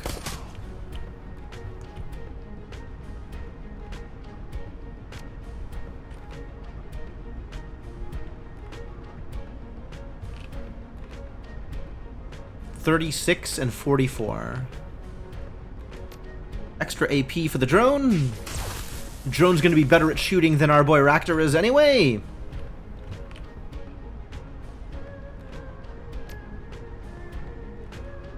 You need to strip some armor. Missed? Rude. Alright, just throw a grenade then. Nice! Alright. That puts him down to 19 and 24.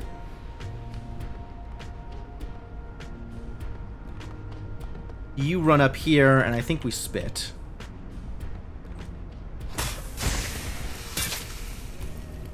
$19.16.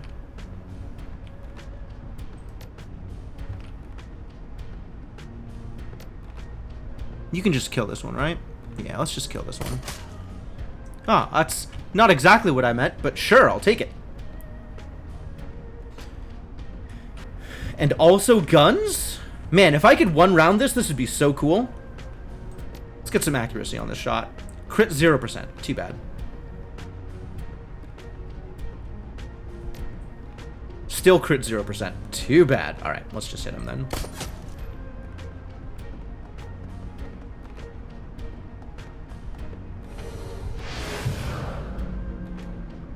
Are these allies, these guns? What the hell are you doing? Thank you. All of this running around, nobody's actually attacking. Come on. How did you Shadowrunners get anywhere?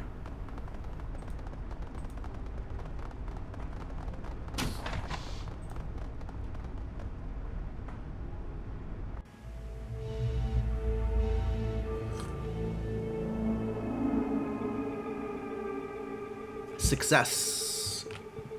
Oh, maybe not success. Ah, this is a third Shadowrunner team looking for the same thing. Heck.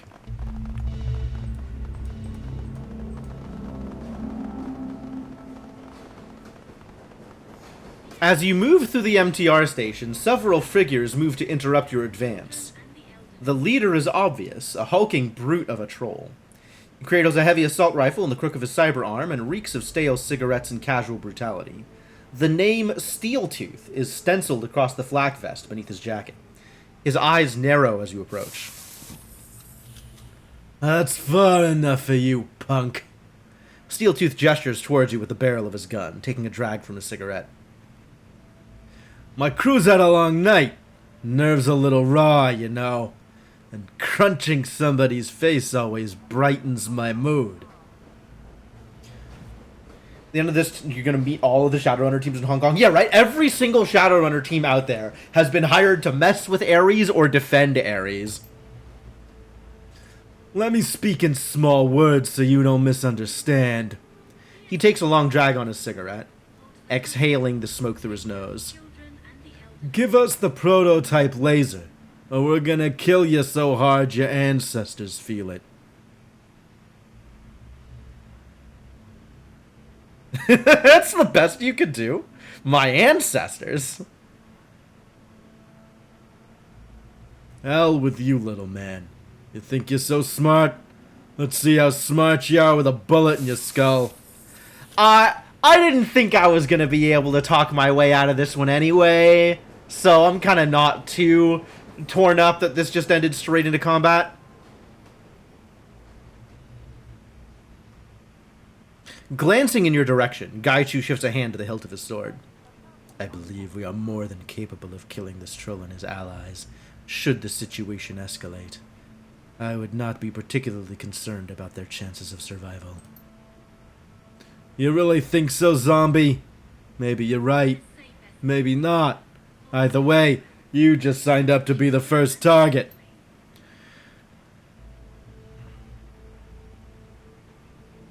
The troll takes one last drag from his cigarette before spitting the butt out into the tiled floor.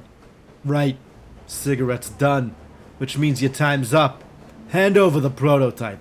Now.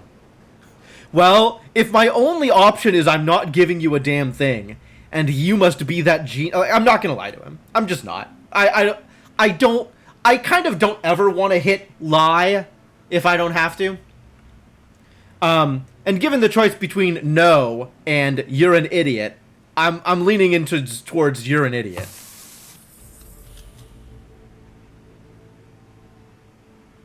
What are you talking about?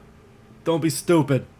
The troll's shifting stance and wary eyes indicate the depths of his ability to lie. About the same as a puddle. You came in the front door first, and then you came back, dressed as a janitor.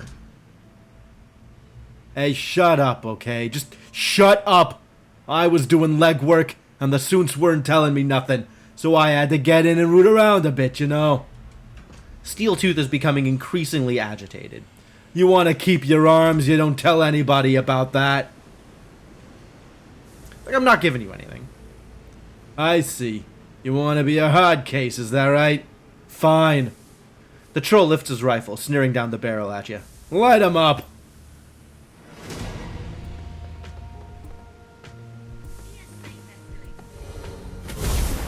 Why did you get out of the way? What the hell was that? Okay, well, they're going for me for reasons I cannot understand.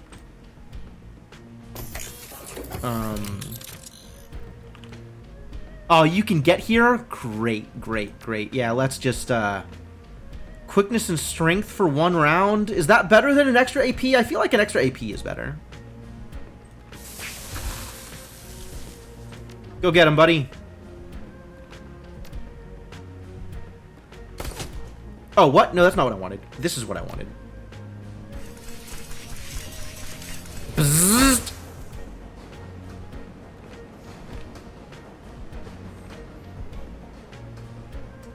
Damage 10 and stun 2 versus just damage 10. Just damage 10 is fine. We're killing you this turn anyway.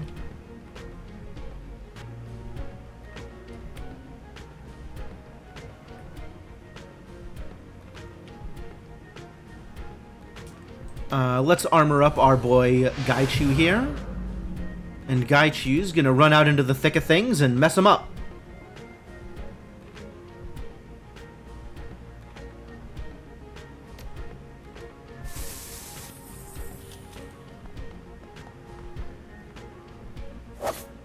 What is this miss garbage? That's a 99! How do you miss? Alright, stunned is good.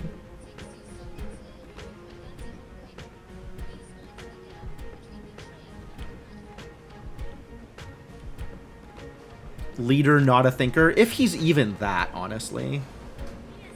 Like, let's be real here. Dude's not accomplishing much.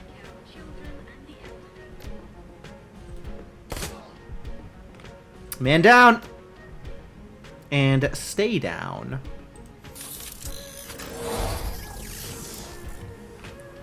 I'm gonna go find a place that's a little bit protected. Nice. Hey! Armor for the leader. That is indeed how it works. Thank you.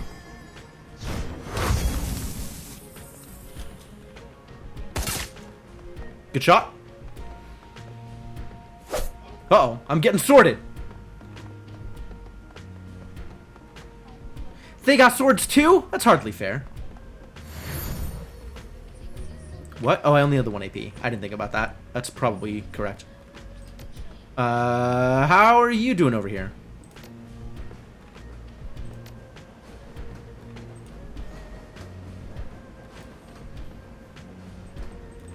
Hello? Thank you. That was weird. It's not like deselecting the attack ever, which is also weird. Definitely don't need to do that. I just need to here. Alright, where can I go? You're within 1, so I can just walk over and smack you in the face.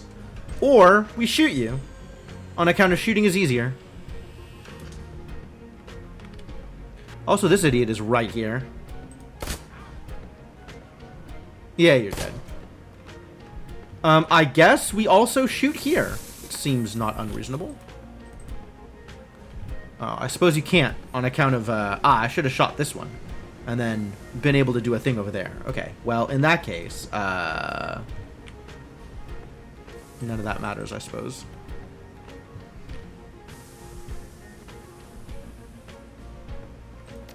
Increased chance of critical? Oh, that's the business. Wow. Wow. The MTR train awaits.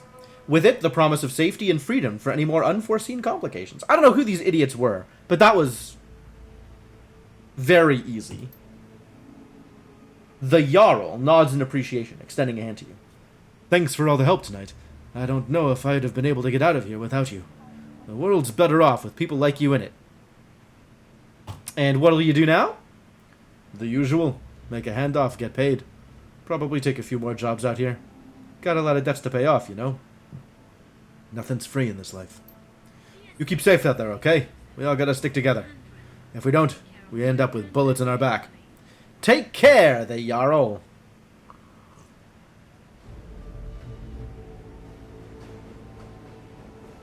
And I suppose we must away. Yeah, to Hayoi. Fantastic. The MTR train pulls away from the station. You become lost in the crowd, just another face traveling from Central toward Kowloon. Every second puts blessed distance between you and the hornet's nest of knight-errant soldiers you've left in your wake. With the data planted and GPS module in your possession, it seems certain that Ares Asia will place the blame for your run at the doorstep of the Red Dragon Association. The loss of the prototype laser is unfortunate, but allies are often more valuable than gear, especially in the shadows. With any luck, they'll be able to pay you back soon enough. Oh, right. That was the other thing, is the job was like, do what you want with the laser, and we could have kept it to put it on Koshei or something. That is true. We could have kept it to put it on Koshei. Oh well. We made some friends, and that's good too. Mostly out here to make friends anyway. The real laser was the friends we made along the way. Your comlink chirps. It's kindly Chang. Yes, ma'am? Come to the Mahjong parlor, my darling. I have something I want to show you. Your crew is already here. You sound excited, Auntie. She lets out a cold little chuckle. Oh, yes, my sweet. Yes, I am. I'll see you shortly. My crew is already there? How did... We were on the same train! How does this even work? Alright, whatever.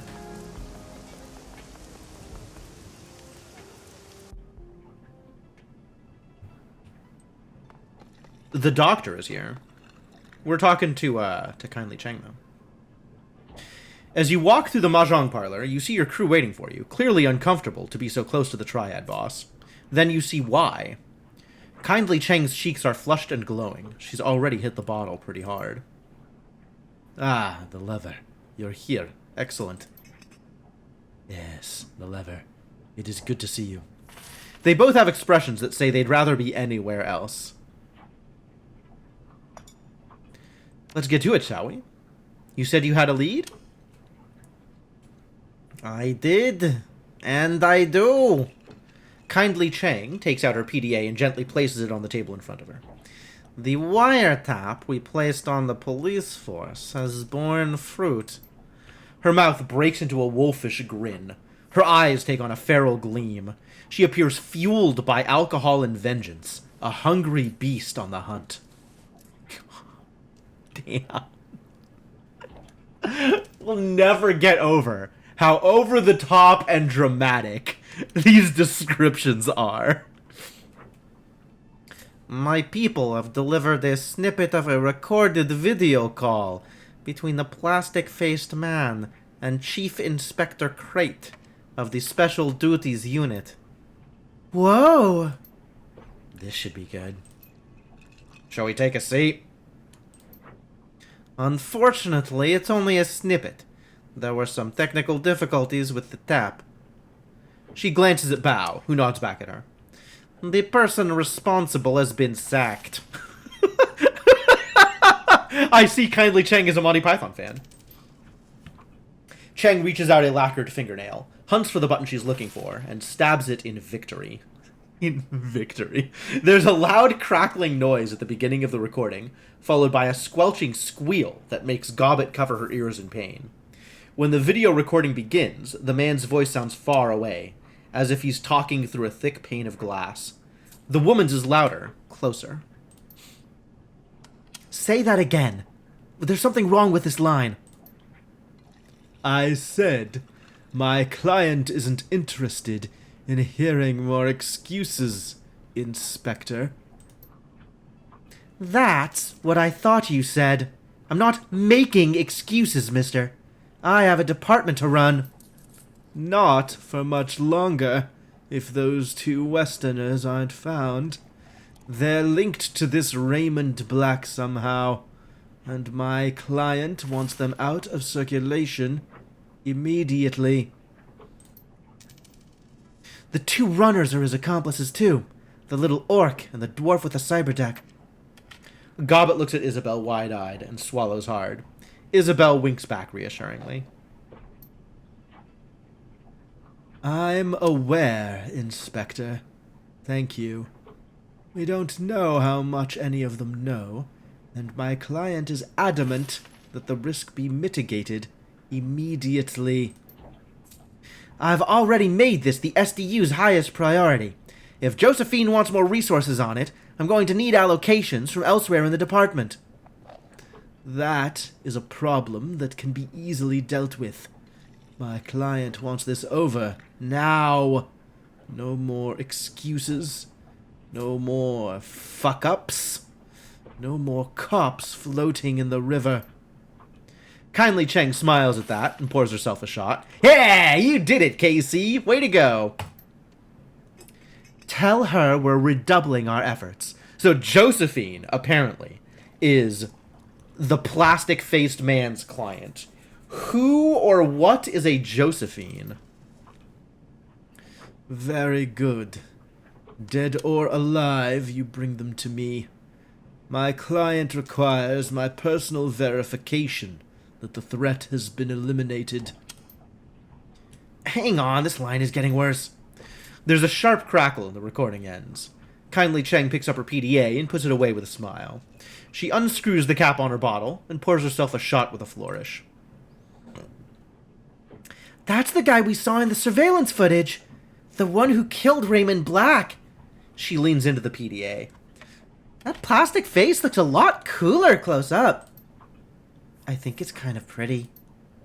That video doesn't tell us much. I mean, we already know there's an APB on us. All we're sure of now is that the man with the plastic face is definitely working for someone else. This Josephine. Is that all we have, Auntie? A first name? It's not just a first name, Gobbet dear. It's the first name. Josephine Chang. She's the one pulling the strings. Kindly downs her shot and slams the glass upside down on her table. Damn, big celebrations. That disease-riddled dog fucker. I should have known it was her from the beginning. She drums her fingers on the table in front of her. And she had nerve to call down the heat on my runners? On the Nightjar? Oh, that scabrous fossil is going to pay. Kindly Cheng does have the best dialogue. So, friend of yours. I don't recognize the name. Cheng makes a wet hacking noise in the back of her throat and spits on the floor. Gross.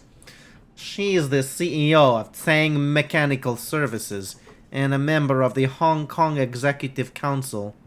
Her face turns to a mask of disgust. Josephine dog fucking Tsang. CEO, huh? What do you know about her? She was Hong Kong Philanthropist of the Year in 2054 and 2055. Children's hospitals, homeless shelters, food distribution centers. Good causes. The kind that get good PR because people are too lazy and myopic to look for the real people doing the hard work. The face-to-face with the poor work. Don't be so cynical, Isabel. Auntie Cheng smiles at her sweetly. Coming face-to-face with the unsanitized for video poor is distasteful, dear. You know that. Her face gets stony. Beyond being a CEO and a philanthropist, I also know that Josephine Tsang is a lying, conniving bitch. Sounds like you two have a history together. Whatever gave you that impression, my sweet? Her wolfish smile returns. Yes, my darling, I don't like Josephine Tsang. And I'm going to fuck her up. I'm going to fuck her up bad. That should be good. It will be delicious. And I may explain why someday, but not today. She picks up her bottle of swill. Its turpentine fumes drift your way. But when I finally get her, you'll be there, my darling. I'll make it a party. Remind me who this executive council is again? That seems like a big deal. May I, Auntie? Isabel breaks in, giving Kindly Cheng a chance to calm down a bit. Hong Kong is run by a consortium of powerful corporations called the Board of Governors, who set up the Executive Council, an 8-member committee of exemplary Hong Kong citizens to represent the people and run the city on their behalf. But of course you don't vote for them. That would be too unpredictable. Instead, every 2 years, 2 Executive Council slots come up for election, and the corporations on the Board of Governors put up some possible candidates, and vote amongst themselves in a closed-door session. Closed door? I'm shocked. Of course, every single one of these candidates is on some corporation's payroll somehow. Wham, bam, instant government. Alright, what is Tsang Mechanical Services? Josephine's baby. It was a B-rated corporation before she married into the Tsang family. But after she fought for and won the contract to rebuild Kowloon City, their fortunes rose high. They began a rise to power that eventually landed Josephine on the Executive Council. Walled City? I need to hear more about this Walled City connection. Yes. The same place Raymond Black hired my runners to take him. I've already connected the dots. I don't know what it means, but it clearly means something. Alright, what's up with Plastic Face Man? I don't know yet. But I will. He called her his client. That may be some sort of lead we can follow. Cheng nods at Wu. Her glance lingers at his biceps a moment before continuing. OKC, never change. Right now, all we know is that he is her instrument. The one who killed Raymond Black. Raymond's not dead. Yes, you may have mentioned that before, Gunshow. She smiles at him reprovingly. Regardless, the plastic-faced man is still our best lead for figuring out what's going on. Let's cut to the chase. What's our next step? There's nothing we can do to touch Josephine Tsang, as much as I hate to admit it. But the plastic-faced man is a different story. He's a third-party operative who's been careless, and he'll live to regret it. For a while. If Tsang thinks she can take out 2 of my runners and get away with it, I'm going to have to explain things to her. She pulls out a thin black cigar and runs it beneath her nose. We are going to find the plastic-faced man. We are going to hurt him. We'll hurt him until we know everything he does. And then we will use that to strike back at Josephine Tsang. She lights her cigar and takes a deep, deep pull. You will have your vengeance, and I will have my own satisfaction. Absolutely. You gotta get your satisfaction. She turns away and picks up the bottle. Now get out. I have drinking to do. I mean, work to do. I have work. Get out! Okay, well, out we get! You heard the lady.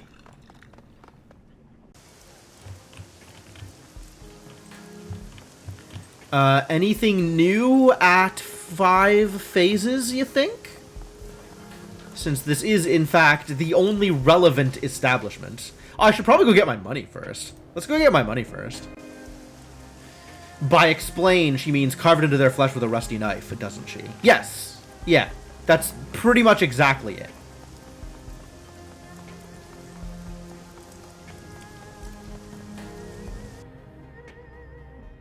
I think Kindly Chang does actually love carving explanations into people's bodies. That's probably one of her favorite things. Your workstation and mission computer. Alright. Check your inbox. Auntie Chang and Josephine. Oh, really? From Gobbet. Hey, Seattle. I think I can add a little context to that thing between Auntie and Josephine Tsang. You know, the thing that makes Auntie hit the sauce and talk revenge. This is a combo of stuff I heard and stuff I put together myself, so your mileage may vary. For years, the Yellow Lotus acted as tax collectors within the walled city. Since the walled city was built by Josephine Tsang, and the Yellow Lotus was run by Auntie Chang, they must have had a working business relationship, for a while at least. From what Nightjar told me, he was her favorite. You got that, right? Auntie was known as a real up-and-comer back then. She was on the fast track to be the next Yellow Lotus 438. That's a big deal gig, Seattle. Money and power galore. Now, you need to know there were a lot of triads and corps doing biz in the walled city. All sorts of stuff. Sometimes they work together nicely, sometimes people get bloody. The way that I heard it, Auntie came up with some sort of grand plan to consolidate business in the walled city. The power would be split between the Yellow Lotus and Tsang's company, and everyone else would get cut out. If her plan worked, Auntie would rise in the Lotus like nobody's business, and Josephine Tsang would make long bank. There was the catch, though. In order for the plan to work, both women would need to jump through a lot of hoops. There'd be street-level maneuvering and power plays on Auntie's side, and blackmail and negotiations on the corporate level from Josephine Tsang. My info gets sketchy here. From what I've pieced together, Tsang went behind Auntie's back and took her plan to her boss, a 438 named Wong Lun Fat. They cut kindly out of her own plan. Why'd Tsang do that? My guess is that she saw Auntie as some sort of threat. People in the know say that Wong Lun Fat is weak and greedy. She can be manipulated if her palm remains well greased. Long story short, power was consolidated in the walled city, just like Auntie planned, only she didn't wind up getting any of it. Her climb up the Lotus ladder came to an abrupt halt. She's still a straw sandal, just like she was before Tsang backstabbed her. And now she's stuck in Heoi like a fly in amber. I'd be pissed too if it were me. Wow. Alright, let's deal with the payments. You submit the job as finished and await the response. Your payment is attached. I confess that I am very pleased with your work. Yo, 2,000 Nguyen. What a deal. It's not every runner who could have pulled off a job of this magnitude. Well done. Thank you. Alright. Did we get pay data? We did get pay data. Let's post some pay data. Posting successful. Great. Any new posts? Looking for Decker. They're always looking for Decker, aren't they? Looking for experienced Decker for a discreet milk run on a low-level corporate lab. Potential for a longer-term arrangement. Oh, wait, I've read this one. Yeah, it's Gimme Some Nuyen again. Weren't you just looking for a Decker a little while back? Yeah, it's the same ad. It's the same ad. I saw your ad, but I was wrapping up a one-time run with an old partner who's moved away. I'd be interested in meeting. Isn't Muffin Top Ninja your Fizz ad? Muffin Top Ninja and Gimme Some Nuyen? Who the hell are these people? Did someone call my name? Hey, MTN. Long time no beer. We gotta catch up, Sensei.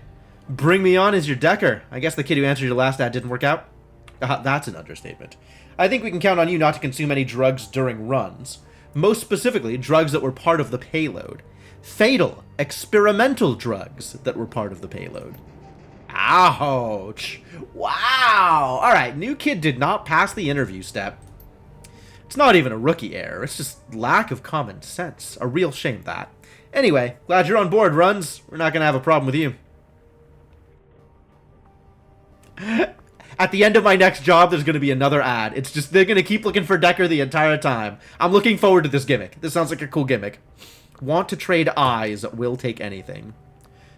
I acquired a huge supply of cutting-edge cybernetic eyes. My fence did a runner, so I've got eyes up to my eyeballs, as it were.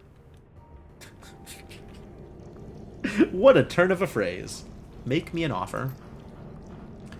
They got the whole 9 yards, 2010 vision, camera, low light, and thermographic modes. One size fits all, sold in pairs only, boxed set. Colors brown, blue, violet, hazel, green flecked with gold, and chrome. And you gotta install them yourself. Trade you a Ranger Arms SM3. Comes with a matching briefcase. Deal. Message me. Can I swap you my old Cyber Eyes for a new set? Seriously, anything but that. Can I buy one blue and one brown? No, but you can buy 2 pairs. Sheesh. Hard life trying to sell eyes on the internet. Uncle Tsay's House of Pork. If anybody ever has the hankering to go to Uncle Tsay's House of Pork in Tai-O, I can only say one thing. For the love of all that's holy, don't. I haven't been able to leave my house in 2 days. The only reason I can even post here is because of the RAS override on my deck. RAS? What did you eat? Maybe you were just unlucky. All I had were some shumai and ribs. That's pretty basic and hard to mess up. Unlucky is when I get a bad orange at the market. This isn't unlucky. This is something else. This is some kind of vile gastrointestinal sorcery. Oh my god. I only ate there once. Once! I still have nightmares. Felt like I'd eaten a wasp nest, if the wasps were made of rusty razors, and also on fire. Wow! It's really not going anywhere very well for people who ate at Uncle Tsay's House of Pork. Thought I was being clever by getting the pulled pork sandwich when I ate there. Nope. Aside from basically being a pile of congealed sludge and the bread being moldy, it was a week before I could hold down anything more solid than congee. Wow. What are you all, a bunch of children? Yeah, the kitchen is dirty, but I've eaten there dozens of times. Not once have I gotten sick. It's Gobbit! Again! My god, she must have a stomach of steel.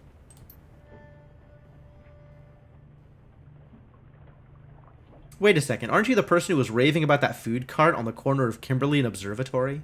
You told me to get the yuzu glazed horse tripe? Yeah, how'd you like it? Pretty good, huh? I don't think Gobbit is trolling, honestly, Cryptomancer. If by good you mean the consistency of tar and old tires, yes. The tripe must have been a week or more old, and I'm pretty sure I smelled rot once the initial citrus blast wore off. Take note, this user's advice on food is not to be trusted. Oh god. Reading that actually got me to push past the RAS override. What is RAS? Presumably something that prevents your body from doing things while you're in the Matrix. Now my deck is covered in vomit. Thanks, guys. I mean it. Nothing I love more than being sick and disgusting. Rip.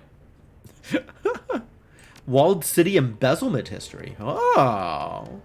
Uploading another Walled City report, this one old, from just after they built it. It ended up digging into the history of the place. It's just archival plain text.